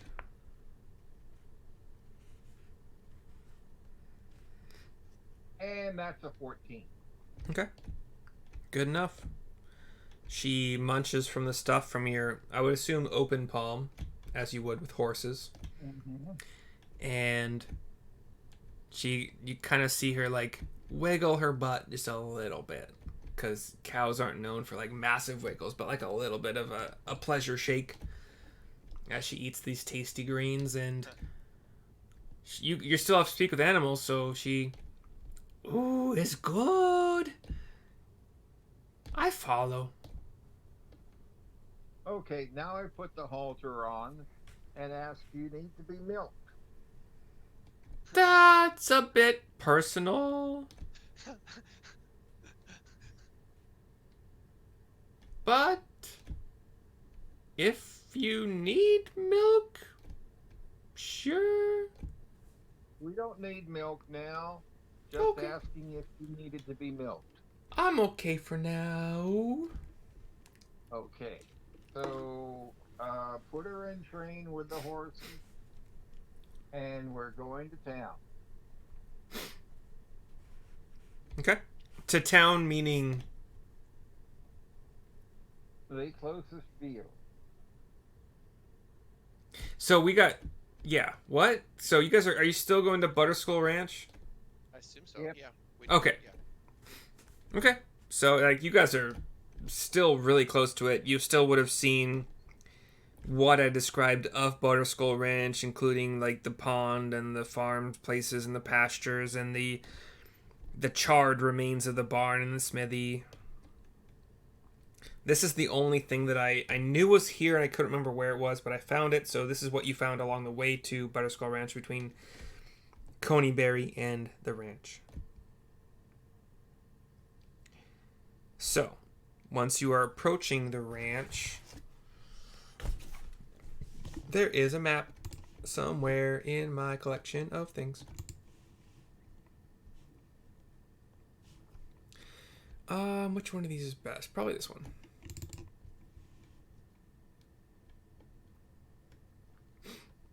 So y'all are approaching from this pathway in the south. I put the Syrissa, I put the Rio, I put the Neil. You guys have an ogre. I think Neil, you put the ogre on last time. So You need an ogre? Oh yeah, I'll get it for you. I can just put an orc, unless you just can easily find one. Oh yeah. It's Oh, I have an ogre. last time. I have an ogre. There we go. I don't remember why. I'm just gonna say for the ogre's just gonna like follow behind whoever's in lead wherever you would want him. Give me a quick second to find out some things so I can prepare better. Wait, no. Where are we? We're at Butterskull. This is Butterskull Ranch. We're looking at? No. This is Butterskull Ranch. Okay.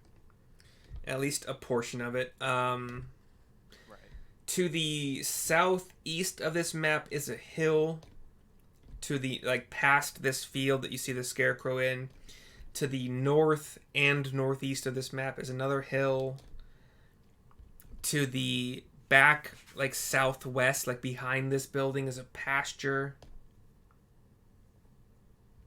Actually, they put... No, this is... The lake. Oh, fuck. They kind of, like, screwed with the location and shit. Hold on. Or something. No. Well, the pond is here, but it's in the wrong spot according to the map. But whatever. That's fine. All around here are cornfields, orchards, gardens, pasture. There is a pond. You might on this map see the remnants of the smithy. I think they took some liberties with this like better map, but it's fine. I like this map. It's nice. Yeah. So Conyberry, by the way, just to make sure this is you would have spotted some unsaddled riding horses. 3 of them, actually, grazing near an old well. Would you want to have left them be, or would you want to have approached them? I'd collect the entire set. Okay, so as you approach, as you would have approached the riding horses, give me a perception check. Anybody who wants to be part of this. I don't want to miss out. Okay. So, Syrissa will kind of hang back. She's just kind of.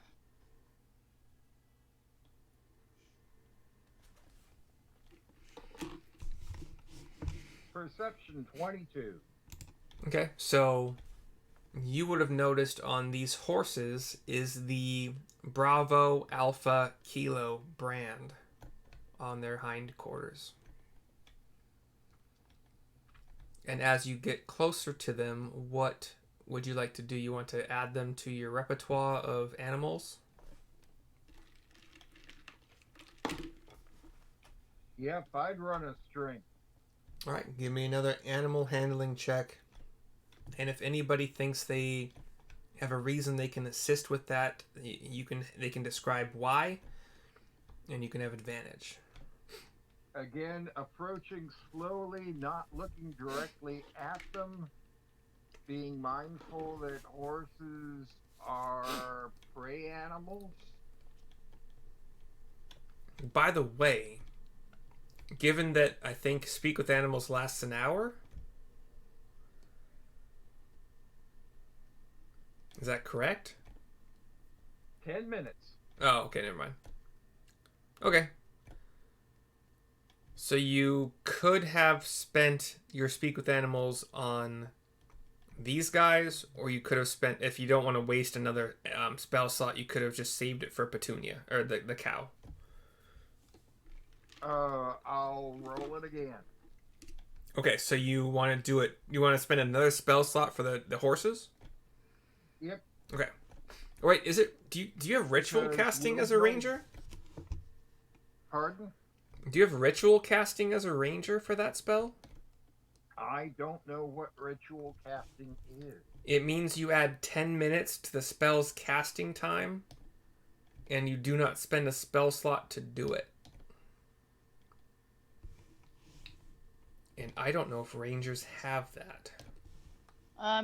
Let's see. Player's Handbook: Druids and can cast rituals, while the Paladin and Wizard cannot. You cut out for a second there. Paladin who and what? It says Paladin, Rangers, Sorcerer. Okay. Sad. So, cannot. If you do feel like spending another spell slot, you could have done Speak with Animals with the horses as well. It's up to you. Right. It appears not to be a ranger feature. Yeah. So, we need to burn another spell slot, which I would do. Okay. Because this will build goodwill with townfolk. Good. So, what do you want to say to the 3 horses? They're just grazing. Again, gather some more tasty greens and say, we're taking Petunia to town so that she can go back to where she was happy. Okay. It looks like you came from the same ranch that Petunia did. So this is in Conyberry, technically, before you met the cow Petunia. But I don't care enough to have you come up with something else, so they'll be like, we know Petunia. She's a nice cow. That's awesome. Take an inspiration, Riley. That was. It hurts too much with the back and forth, the head shake to take inspiration. Okay, and then you would like to approach the horses and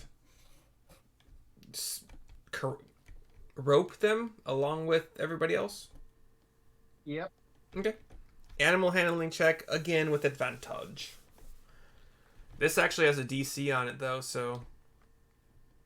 Best of luck. I'd make a great jockey. True. Especially because you could theoretically hover above the horse to make yourself weigh even less than your 65 pounds. Got it in 11. 11 total? That was the higher of the Jesus. That does not meet the check. 2 to animal handling. Yeah. So that does not beat the DC in the book, and I'm gonna go by the book on this one. Mm-hmm. They like what you said about Petunia. However, like something about your approach or maybe the smell of the venison on you and like their close ancestry, I'm making up for reasons of story, with deer, like they're very worried about the fact they might be slaughtered by you, so they start to kind of like move away faster than you're approaching. And so I just tell them, you want to come along? You're welcome to. We will we will defend you from predators on the way. If you follow us. Is that what you said to the dealer before? Oh, sorry, I thought you were done talking. But I'm not going to rope you. Okay. You want to come along? That's okay. Did you promise such things to the dealer before? Oh god, my earbud fell out. Before you slaughtered them? Hold on, let me get an earbud in. Hold on, sorry.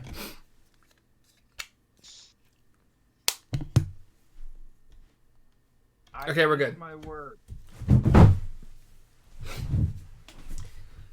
I didn't hear what you said because my earbud fell out, and I asked you to pause for a second, but I assume you were trying to placate them some more. I say, no, I didn't make that promise, and I keep my word. Ask Petunia.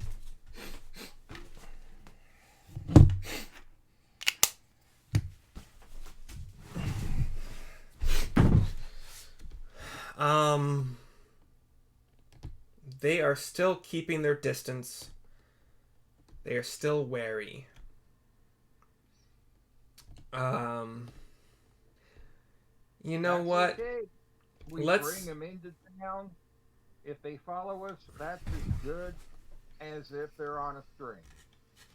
Let's say that Petunia is with you, even though she isn't. And you haven't met her yet, technically, in the timeline. Oh. But we're going to say Petunia kind of approaches the horses. They don't shy away from her.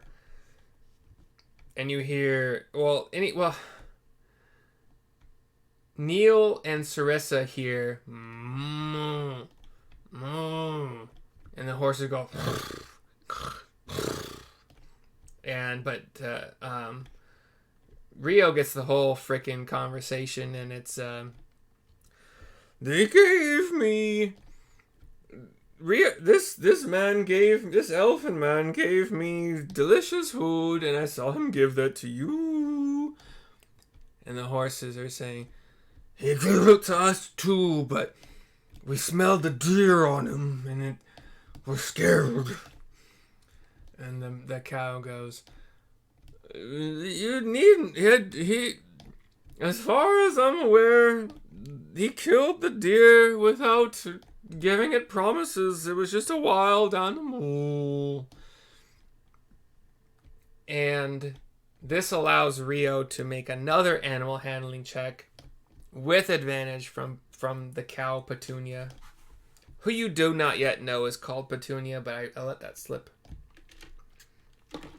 So, with advantage. 14. Fucking seriously? Yeah. Come on.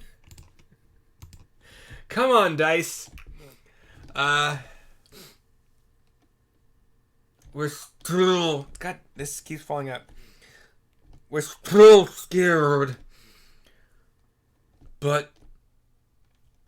we may... I've never known a stubborn horse in my life. The DC is 15. They're going to be stubborn. Of course they are. But we will maybe follow from a distance. And Petunia says, Okay. and she turns to... I mean, you've heard all this, Rio, so...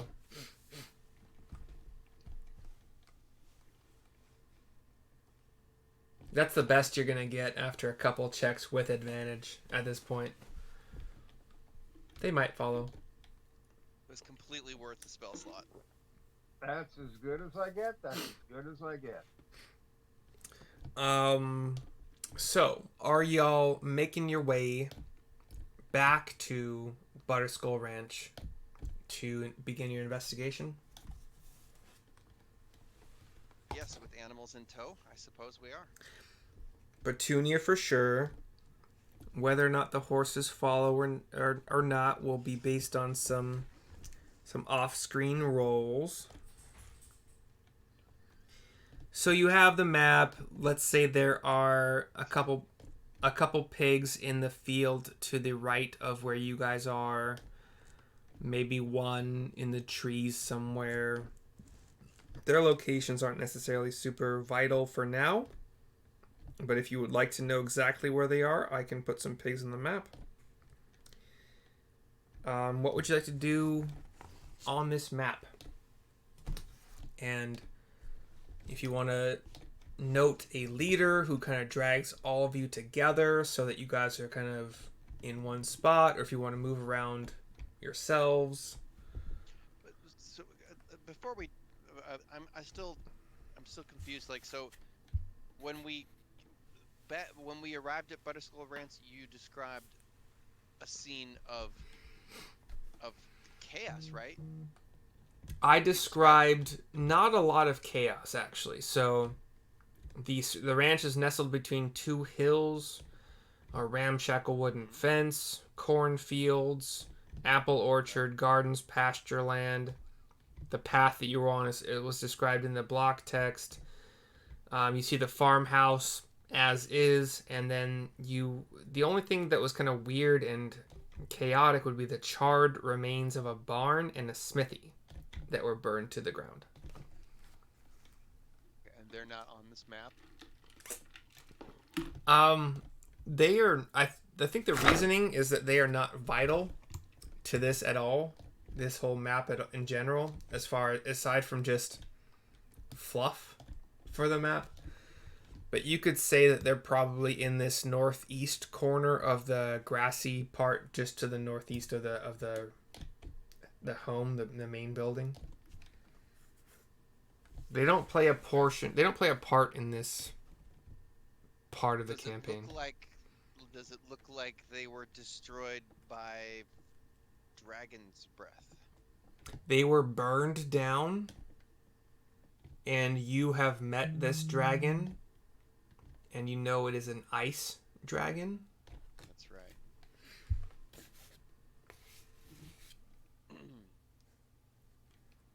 Somebody burned down the smithy and the barn. That's probably why these animals are all over the places, because they were in the barn and they ran away when it burned down. I agree, Neil. Well, I guess we should give them give these people their animals back. Should we go introduce ourselves and look and see if they know where the sheriff is? Big Al, I believe his name is. Yeah,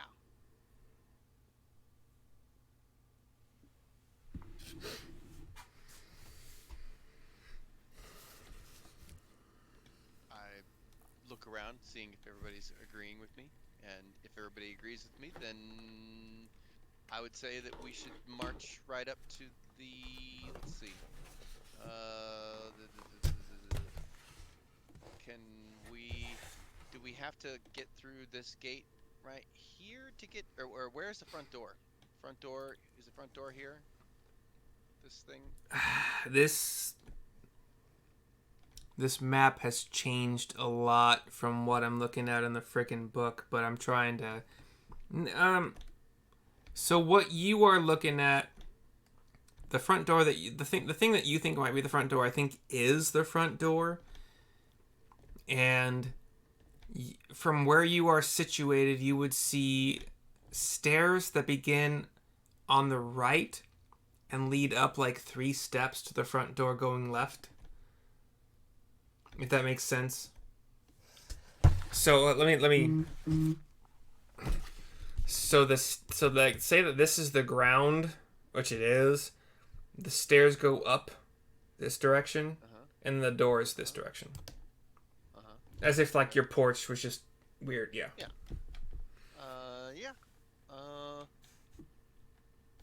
If unless I'm sensing any danger, I think I would be walking up to that front door. Anybody else have any other plans before we do that?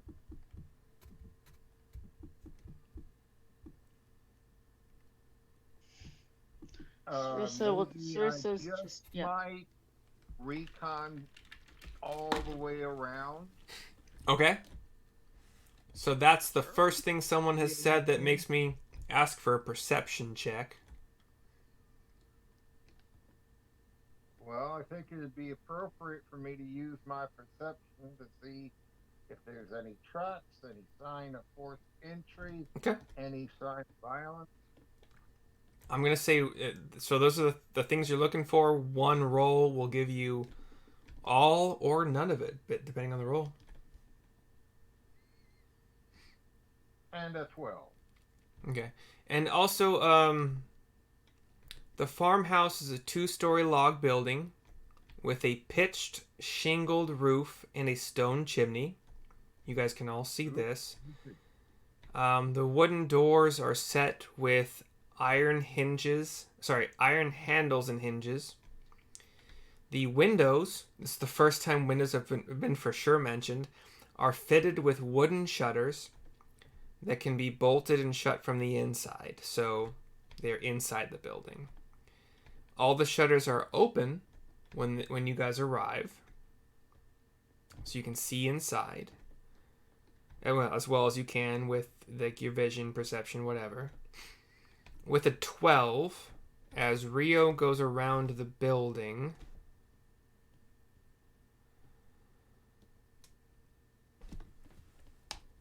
which one is? Okay, that is what I'm thinking it is. Okay, cool.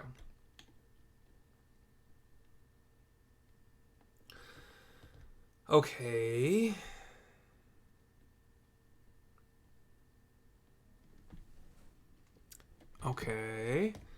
Okay, so Rio, given your 12, as you move around the building and you see various... If you guys need me to mark some windows, I can figure that out, and if you would like me to, I will do so. But with that 12, you see one orc inside this main building as you are moving around it.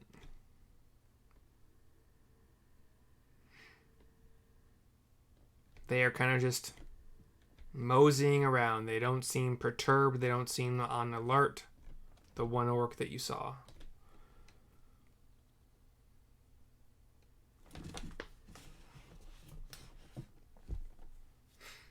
So how close are you guys to the building when Rio has done his reconnaissance check? Let's move some tokens, please. And Syrissa, you're no longer in Owlbear as far as I can see, but I'll refresh. Oh, no, you're there. You're good. Okay. So, Rio tell us this, that he saw an orc? Yep. So, well, if you did I'll point to the window and wave and make the sign of an orc. Okay. What's what's the sign of an orc? 2 fingers in front of my mouth, pointing down Vampire. Got it. to simulate fangs. You guys got a vampire in this house. A grunting expression. Oh, let me get some holy water, and I don't know. I think I forgot to get the wooden stakes. Would a vampire be like 2 fangs in front of your mouth and then like a little flapping motion to like a bat? Is that what a vampire would be? I like it. And lifting the collar of a cape. Yeah, of course. So Syrissa has moved her token. Neil, where would you be? Well, I don't think I'd be moving up so close if Rio, if I understood that Rio said there were orcs in there. We've got a big ogre with us. Yeah. I don't want to endanger him either. You guys haven't given the ogre a whole lot of. I could be a bad DM and just pretend it. You guys never gave him instructions, but I'm gonna say you haven't given him instructions so far. So he'd just be following up to a point. With the gold bell. Syrissa, where are you going? What are you doing? What are you doing up there? Do you want us to follow you? Oh, I don't know. I mean, I like where Rio is. Like, if we get in trouble, he can pop out and start shooting arrows. That's pretty good. Yeah, I suppose this is good enough. Hey, Bubdug, come with us and defend us if necessary, and we'll keep feeding you. But if we're dead, we can't keep feeding you. So, come on. Then. So you want me defend? So kill things that tried to kill you? Yes. And I get food. Yes. What if I And close? I'll play you some music of my panpipe later. What if I close to dying? We save you. Yeah, we'll save you. We protect each other. Don't you remember yesterday, Bugdog, when you weren't feeling well and I laid my hands on you and you instantly felt better? I healed you. That's why I felt better? Yes, so if you get hurt, I will lay my hands on you, make you better. Are you God? No, but I do work for him. She's close. I'll show him my holy symbol and be like, I do work for God. He drops to what? As far as I know, you guys have not given him back his weapon. So he drops to one knee, and he drops to one knee, and he does the ogre version of whatever a one knee bow would be, or one knee like proselytation, genuflection, proselytization, whatever it's fucking called. Yeah. And he looks back at you, and his eyes are kind of sparkling in whatever way a dull ogre's eyes can sparkle. And yeah, I follow you, God, to the end of world. All right. It's a distinction without a difference. I appreciate it, Bugdog. So, will you follow us? And if something tries to kill us, you kill it, and vice versa. If somebody hurts you, we will hurt them and heal you. I never had. What is word for this? A purpose? Devotion? I don't know. Figure out later. Follow you now. Excellent. So, who has Bugdog's weapon? I have a feeling he's going to need it. You guys didn't ask him to pick up his giant club. You guys didn't hand it to him. We would have loaded it up. We wouldn't You have left the cannot. ogre's weapon You behind. cannot do this. You gotta So tell me what you're question is, doing. Okay, do you really want me to be that pedantic? Because I Yes! can spend 15 to 20 minutes literally going over point by point every single thing. It is a skill I possess. So if you want that, Well, I will start yes, doing that. I do. And if it gets overly pedantic, I will let you know. However, he does have a 50-pound bell that he could use, maybe, as a weapon if you want him to. He's carrying the bell. Yeah. And you guys probably, well, Syrissa probably has some spare weapon that he could use, maybe? Oh, I thought what we could do is if the bell, we could tie. Or he could, rope like, to it. he could pick up a fucking, some length of trunk? wood or a tree branch or whatever. It's up to you guys how you want to do this. But no, you didn't say you were picking up his club, so it's back at the frickin' shrine. I even mentioned several times that he was unarmed, like several times. So, I'm trying to do my best. I give you guys a lot of hints that are not just freely granted in the book. So just, I'm a benevolent DM, but I require some work with He me. can swing the bell as a weapon easily. Yeah, Okay. right. It's just he could probably do it with one hand. Yeah. Yeah. And maybe two-handed would be an extra D2, just like versatile weapons are. Nice. Yeah. Okay. So bell is his weapon. I mean, he could probably punch pretty fucking hard if he dropped the bell, but up to you guys. Mm-hmm. So, would you like him to use the bell? Would you like him to leave the bell somewhere? Would you like him to break off a branch of a tree? I vote he uses the bell as a weapon. Even if it damages your future gold investment? It's a gold bell. It's metal. It doesn't matter if it's in a bell shape, does it? Okay. I might have to roll something for pieces of the bell breaking off upon impact with orcs. I don't know yet. This is a new thing for me. I'm gonna decide how the fuck it works.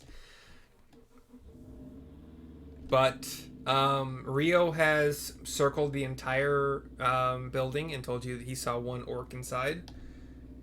Via let's say there's like two windows over here, one here, like one over here, like one over here. So via the 2, 3, 4, 5, 6 windows, he saw one orc.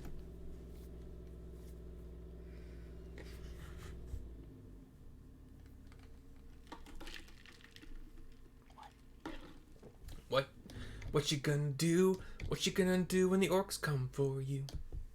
Rio's got us covered. Like he can shoot arrows, and I think we all three should just go up there and go open the door and go kill this orc. That is, if he don't surrender.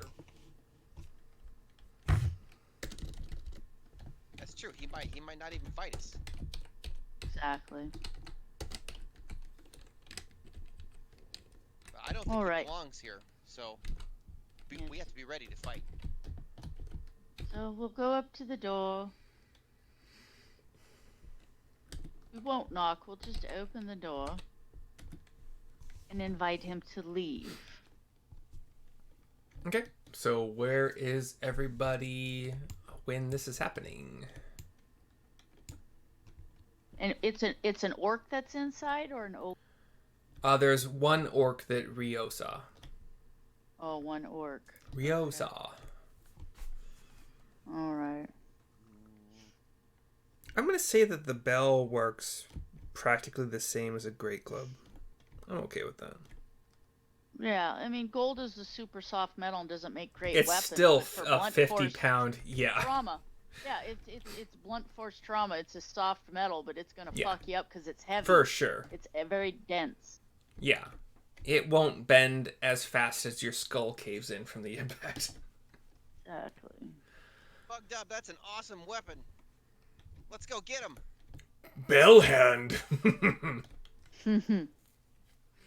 Oh fuck, he can punch with the bell. That's okay, I love this. Yeah. You can hold on to the weapons flap. will be Taco Bells. Okay, Rio, I need you to decide where your character is as Syrissa, I believe, is opening the front door. Where do you see my character? I see you to the northeast of the main building. Taking shelter behind the shed. Yes. Okay, that's where you're... Okay, cool. All right. Oh, sneaky to behind the well. Okay. No, So I'm just going to say it- no roll. It's fine. Is the door down here, or is it on the north side of the house? So, as Rio was going around the house, he would notice that where you are, Syrissa, these are cellar doors. They're leading okay, down. so we'll go Yeah. around front. So, This is yeah. where the ogre still is. This is the only like front door leading into like the first floor of the house. Yeah. Syrissa, did you just move us? So Yeah, so We were at the front door. Do you want to go in the back door now? yeah, this is a question. Do you, knowing what Rio told you, knowing what you guys are seeing as you're going around, do you want to go front door or do you want to go through the cellar?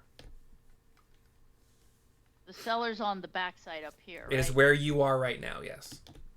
Yeah, let's go through the cellar. Okay. And then if you guys want to talk any kind of strategy, I gotta pee, so give me a minute.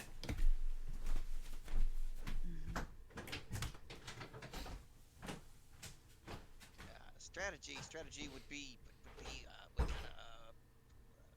if they're bad people in there, let's lure them out. Let's not fight him inside there. Let's try to get him to come out and fight him out here. That would be my preference.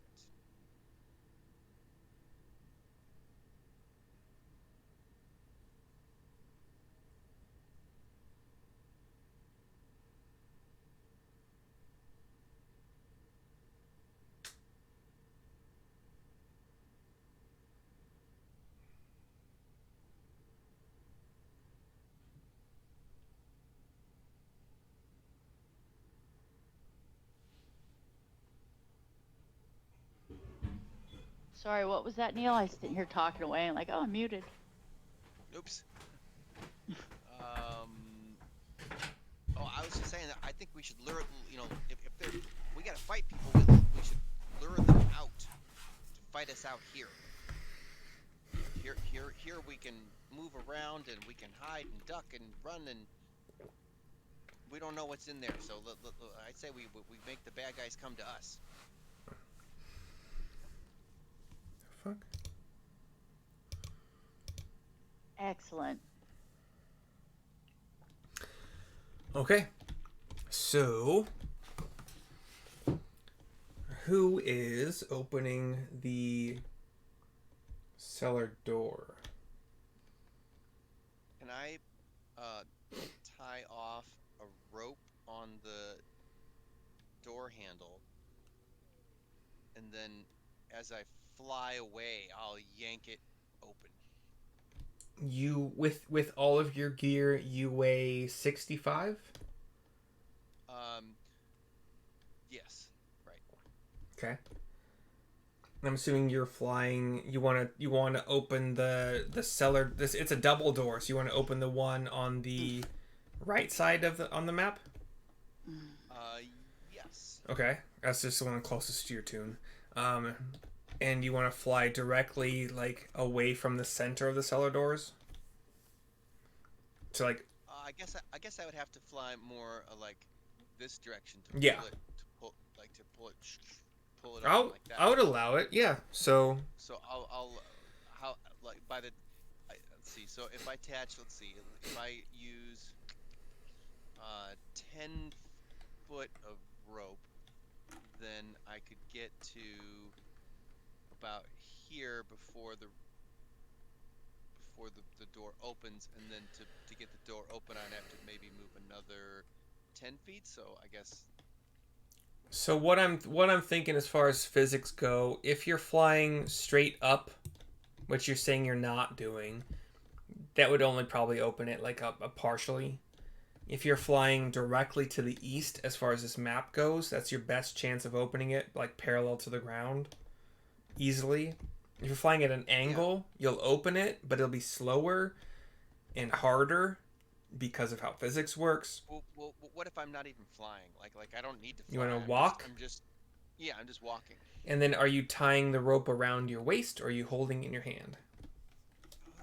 Just holding it in my hand. Okay. So which direction, like where do you think you should end up when the door is opened? So 10-foot rope, about there. Okay. I'll do one better. You unless you want to end up further. Yeah. This is about okay. Further. Yeah. Then let's say you give it a little bit more rope slack. The right cellar door opens. Syrissa, if you are standing where you think you are standing, then you would see some stone stairs leading downwards. And that's all so far. Ring the bell. Ring the bell and let them come out and fight us out here. Or maybe they'll surrender. All right. So is there a bell I can ring? I mean the one which the ogre is hearing. Oh. Yeah. Syrissa walks over to Bubdug and with her sword goes ting ting ting on the bell. Avon! Hello? Avon. That orc's probably gonna come. Oh gosh. I did not expect you guys to announce your presence. Okay. That's we're like I said, we're trying to make the baddies come, if there are baddies, come out and fight us out here instead of. Oh, I see.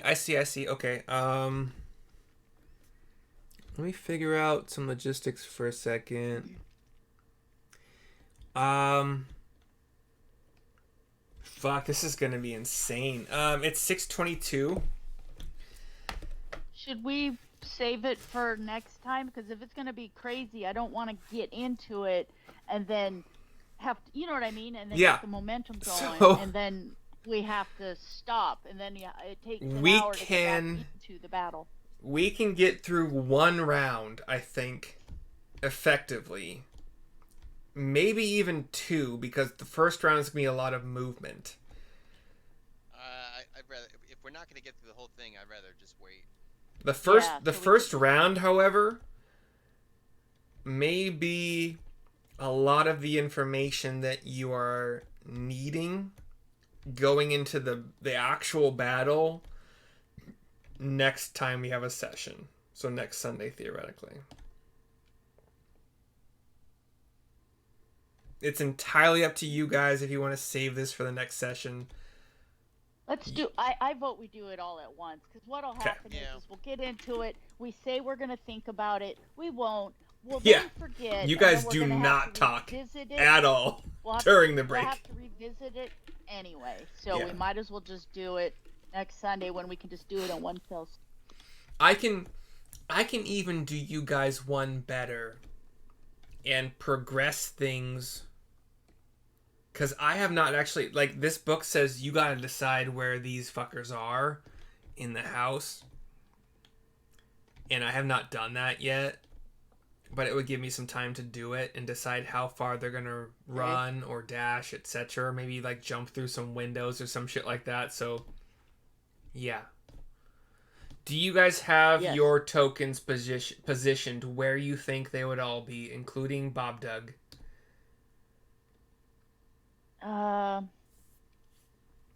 I think Bobdug and I would be posted up on each side of the door. Okay. And we tell them if somebody comes out and attacks you, kill them. But what else I will do for you guys is I will do one full round of movement for whatever enemies exist I will do this map with a screenshot. I will link all of you guys. I'll at you in Discord so you like it pings you somehow. Okay. You're muted, Justin, I think. Yeah, don't we have to roll initiative first before? I mean, you wouldn't get to move them if we end up being in initiative first. I mean, would you? Technically, with how initiative works, none of you. Well, we might. Give me a perception check from all of you before we end tonight. 13. 7. You said perception. Yep. This is a great plan. This is a great plan, guys. It's a great plan. An 11. I don't know what I would have made the DC. 11 feels like it might. I'm gonna make 11 on the cusp, especially given Syrissa's like placement. So Syrissa and Rio, you both would have heard several voices shouting gruffly from the inside of the house. You can't necessarily pinpoint with those rolls exactly where the voices are coming from.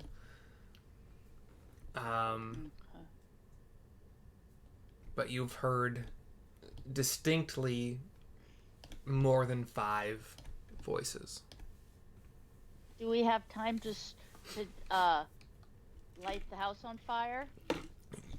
In when we roll for initiative next week, sure. If that's what you want to try to do, sure.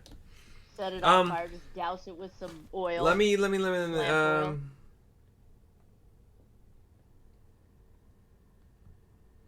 2-story farmhouse. What is it made of? It's a log building.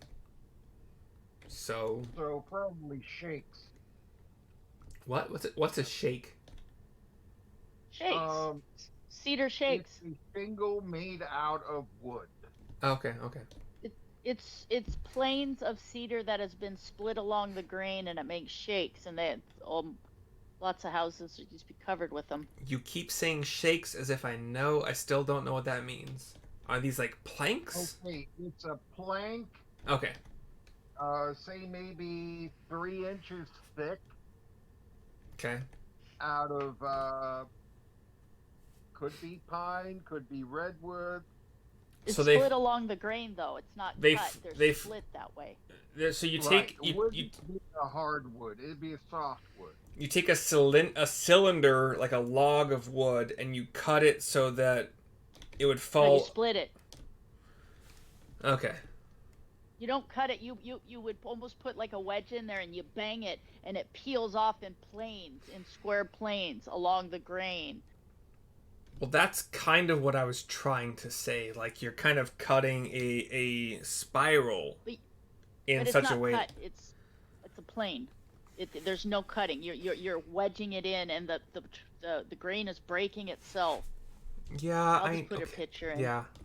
I think that I know what you were saying. You're creating a spiral in a cylinder, and that spiral will fold out to a flat plane. Here, no? Yes? Yeah, because you're talking about a shingle. A shingle is something that has been cut to be that square. A shake is something that you have split off the big piece of wood, and it follows its natural grain. They look similar, but they're 2 different methods of getting to that. This really just says a log cabin. So if you guys want to say that it is this flat plane that is not cut, but created from logs based on the grain of the wood, we can have it however you want within those 2, like within that range of possibilities. Okay, here. Either way, it's wood, theoretically flammable unless it's protected somehow by there. Whatever. I put a picture in chat. that does not help me at all. How to figure out how that's cut from a log. One's cut, one's split. No, whatever. Okay. Okay. Anyway, the flammability so far is in question, although it's not listed in the book, so I assume it's just as flammable as any other wood might be. Although the thicker the wood, the harder it is probably to put it to flame. And you are still here to rescue a Mr. Big Owl.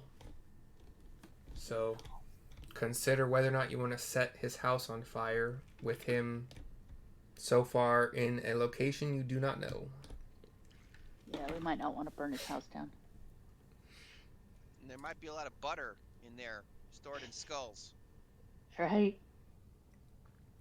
I have some fun info to dump on that later if and when you rescue Big Owl. Well, hopefully they'll have to come out through the doors. We'll kill them as they come out. Yeah. We'll draw them out into the open where we can. Yeah. You have some choke points. Yeah. Unfortunately, D&D is not necessarily the nicest when it comes to choke points because everybody gets their own turn and one action per turn. Yeah, Syrissa, actually, I'll post up over on this side over next to, You want Dugbob to be the Dugbob. first thing they encounter from that door? Yeah, like when Okay. they come out, they'll see him, and I'm kind of tucked in along the building. And also, I don't want to get in Rio's line of sight in case he's shooting arrows, so, yeah, so they'll probably see Bubdug first, and I'll just kind of be tucked in. I'm left-handed, so my sword arm is still out. Okay. Cool. And I've got my shield on the other arm. Next Sunday is going to be interesting for me to figure out how they come out. Also have to come. Hopefully slowly. Yeah, I have to come up with weapons for all of them. I think I'm gonna randomize it the way I've been doing it in the past. So you'll have some like axes and shields. You'll have some dual wielding axes. You'll have some spears. You'll have some great axes. You'll have some bows, crossbows, maybe double daggers. I don't know. We'll figure it out. I say randomly, but it really hasn't been random. It's just whatever I feel like. But like trying to spread it out so where it feels like it's random. You know? So not everyone is wielding the literally best weapon for their class. Some are stupid with maybe like an axe and a dagger, or a dagger and a shield, or we'll see. Cool.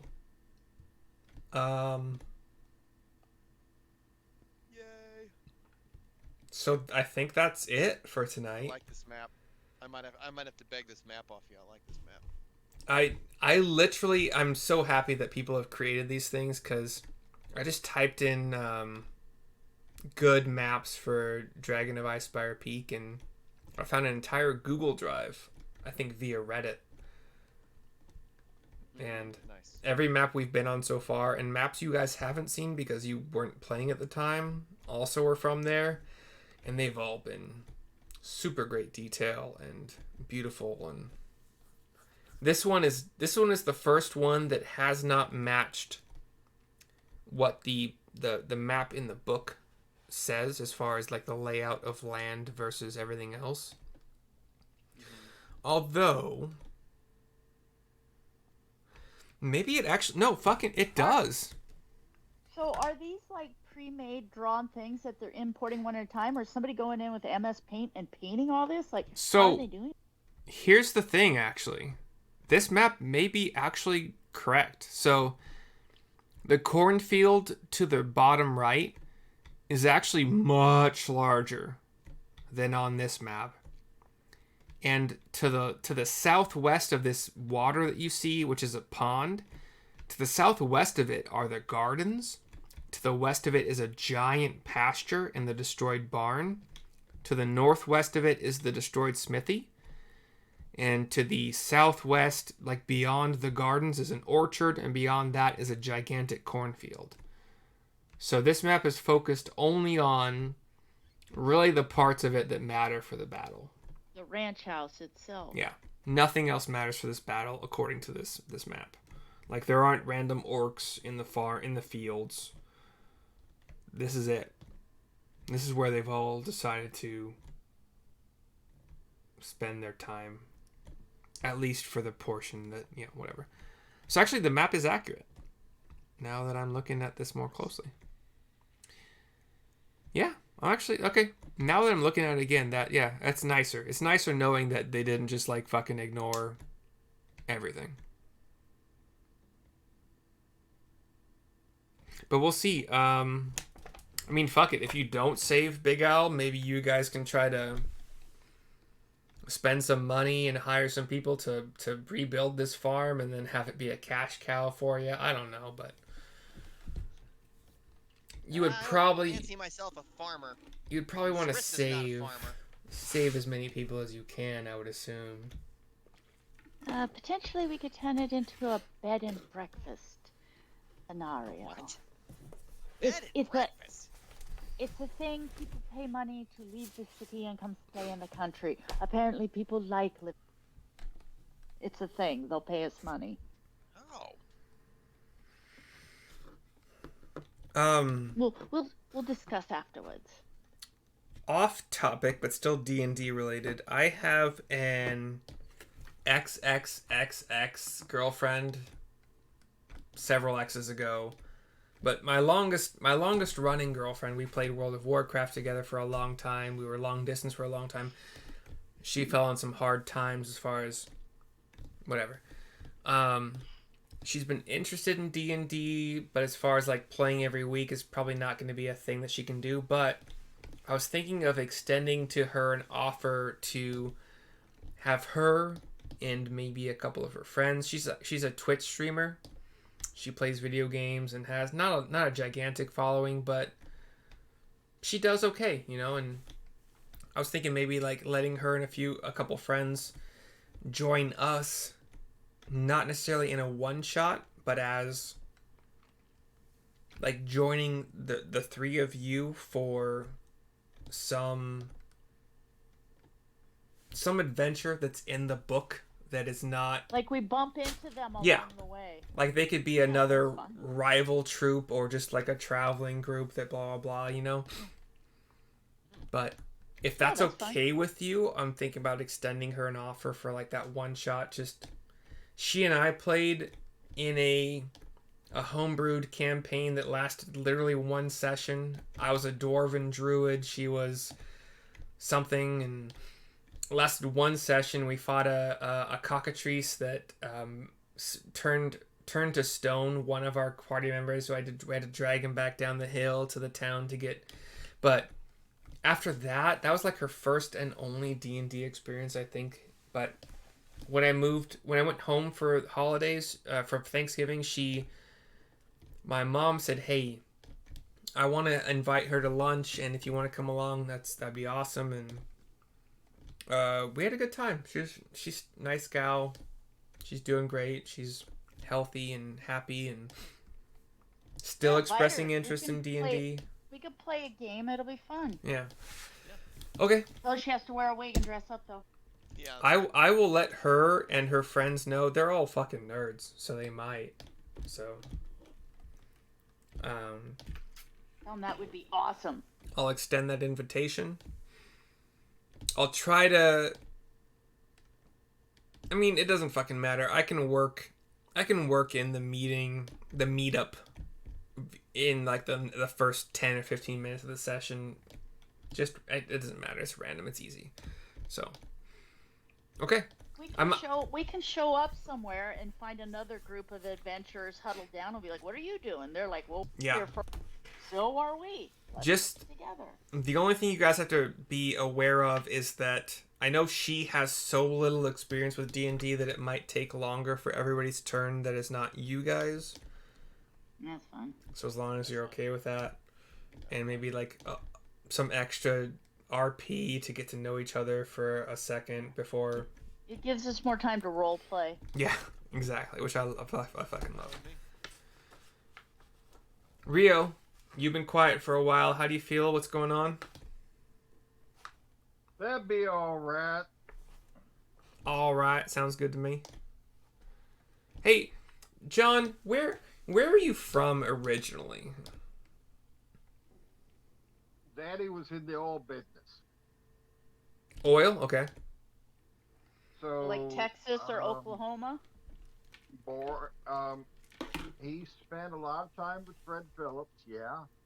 But I was born in the Black Swamp of Ohio. Oh Which gosh. is oil country. Early oil country. All right. I mean, 19th century oil country. Grew up in the Everglades. Wow. Gators. Where we went to grocery shopping in Miami. Went to school in Ohio, where I learned to speak Yankee. Of course. And did my best to become a Buckeye news hawk. See, I could sense some, not quite fully Southern, but kind of Southern accent in you. Mm-hmm. Yeah. Mm-hmm. Cool. Went back home to the South after college. Was a traveling salesman in the South for a decade. And went to work for the feds and got a transfer to Portland. Wow. And I've been here ever since. Can we ask what the work for the feds thing was? Third branch. As in, like, president branch, judicial branch, and Congress branch?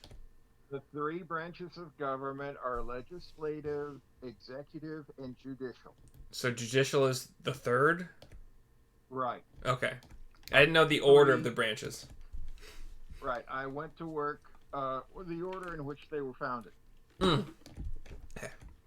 Courts followed the presidency, which followed the legislative. Copy. Okay. And I worked for an Article III court in downtown Portland. Okay. And Cool. then after over a decade of that, I said, late this for a game of soldiers, and went to work at Intel. Wow. Wow. And I'm retired now, just turned 70. My dad is about to turn 70 in April, so happy birthday in 5 days. Happy birthday early. He was born and raised in Ohio, so you guys might have crossed paths at some point, but I don't know. I think he was close to Cleveland. I don't remember for sure. Whereas I was born in Findlay, south of Toledo. Okay. Went to school at Bowling Green, which was between Findlay and Toledo. Bowling Green, Kentucky? Bowling Green, Ohio. Oh, okay.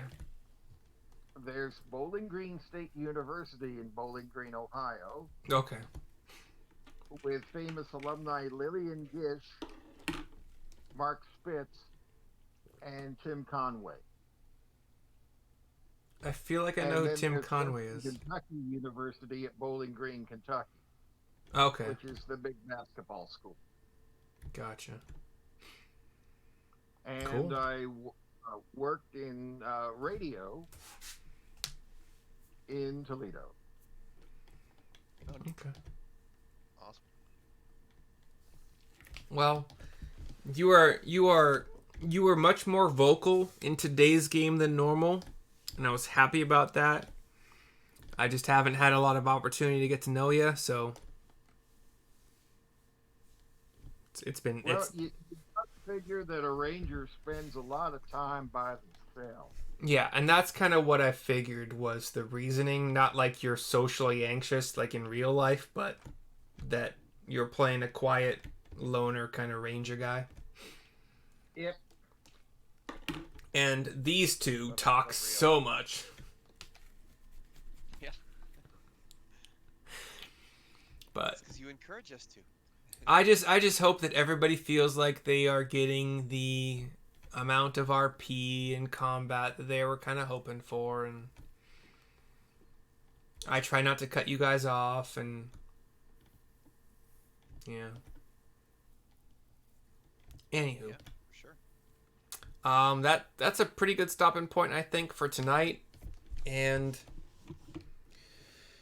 knowing what you guys know, and the ones who had good perception checks, we can just assume that you guys, hearing the shouts within the building, you might have relayed that information to the two that didn't have great perception checks. And given this map and the two-story nature of this building, along with the cellar door that you guys opened, if you guys want to during the week, like, revise your strategy, like, technically, I guess, you're not in combat because there are no combatants. I don't know that we're gonna change anything. Yeah, so up to you if you do throughout the week. I just want to give you that ammo. This is the same. It's the same link the entire week. So if you want to revisit the map, you have the same link. You can add it to your bookmarks, and that's what I do. It's in my bookmarks. So Yep. you can come back to it and see where everybody is, etc. And anyway, if anybody wants to like play some Baldur's Gate 3 with me, I would be happy to roll up some new characters with y'all. And if you guys have made it through the entire storyline, maybe. Yeah, but, and then Julie is of course welcome to join us next week. I'll tell her. I doubt there's That's no fine. way she'll be ready by next week. But yeah, It's fine. I'll ask her and let you know so you have plenty of time to. Yeah. Cool. Adjust. So I will see all of y'all next week, hopefully. Okay. Toodaloo. Yeah. Thanks. Have a good night. Hope you feel better, Shannon. Bye, everybody. All right. Bye bye. Y'all Good take night. care now.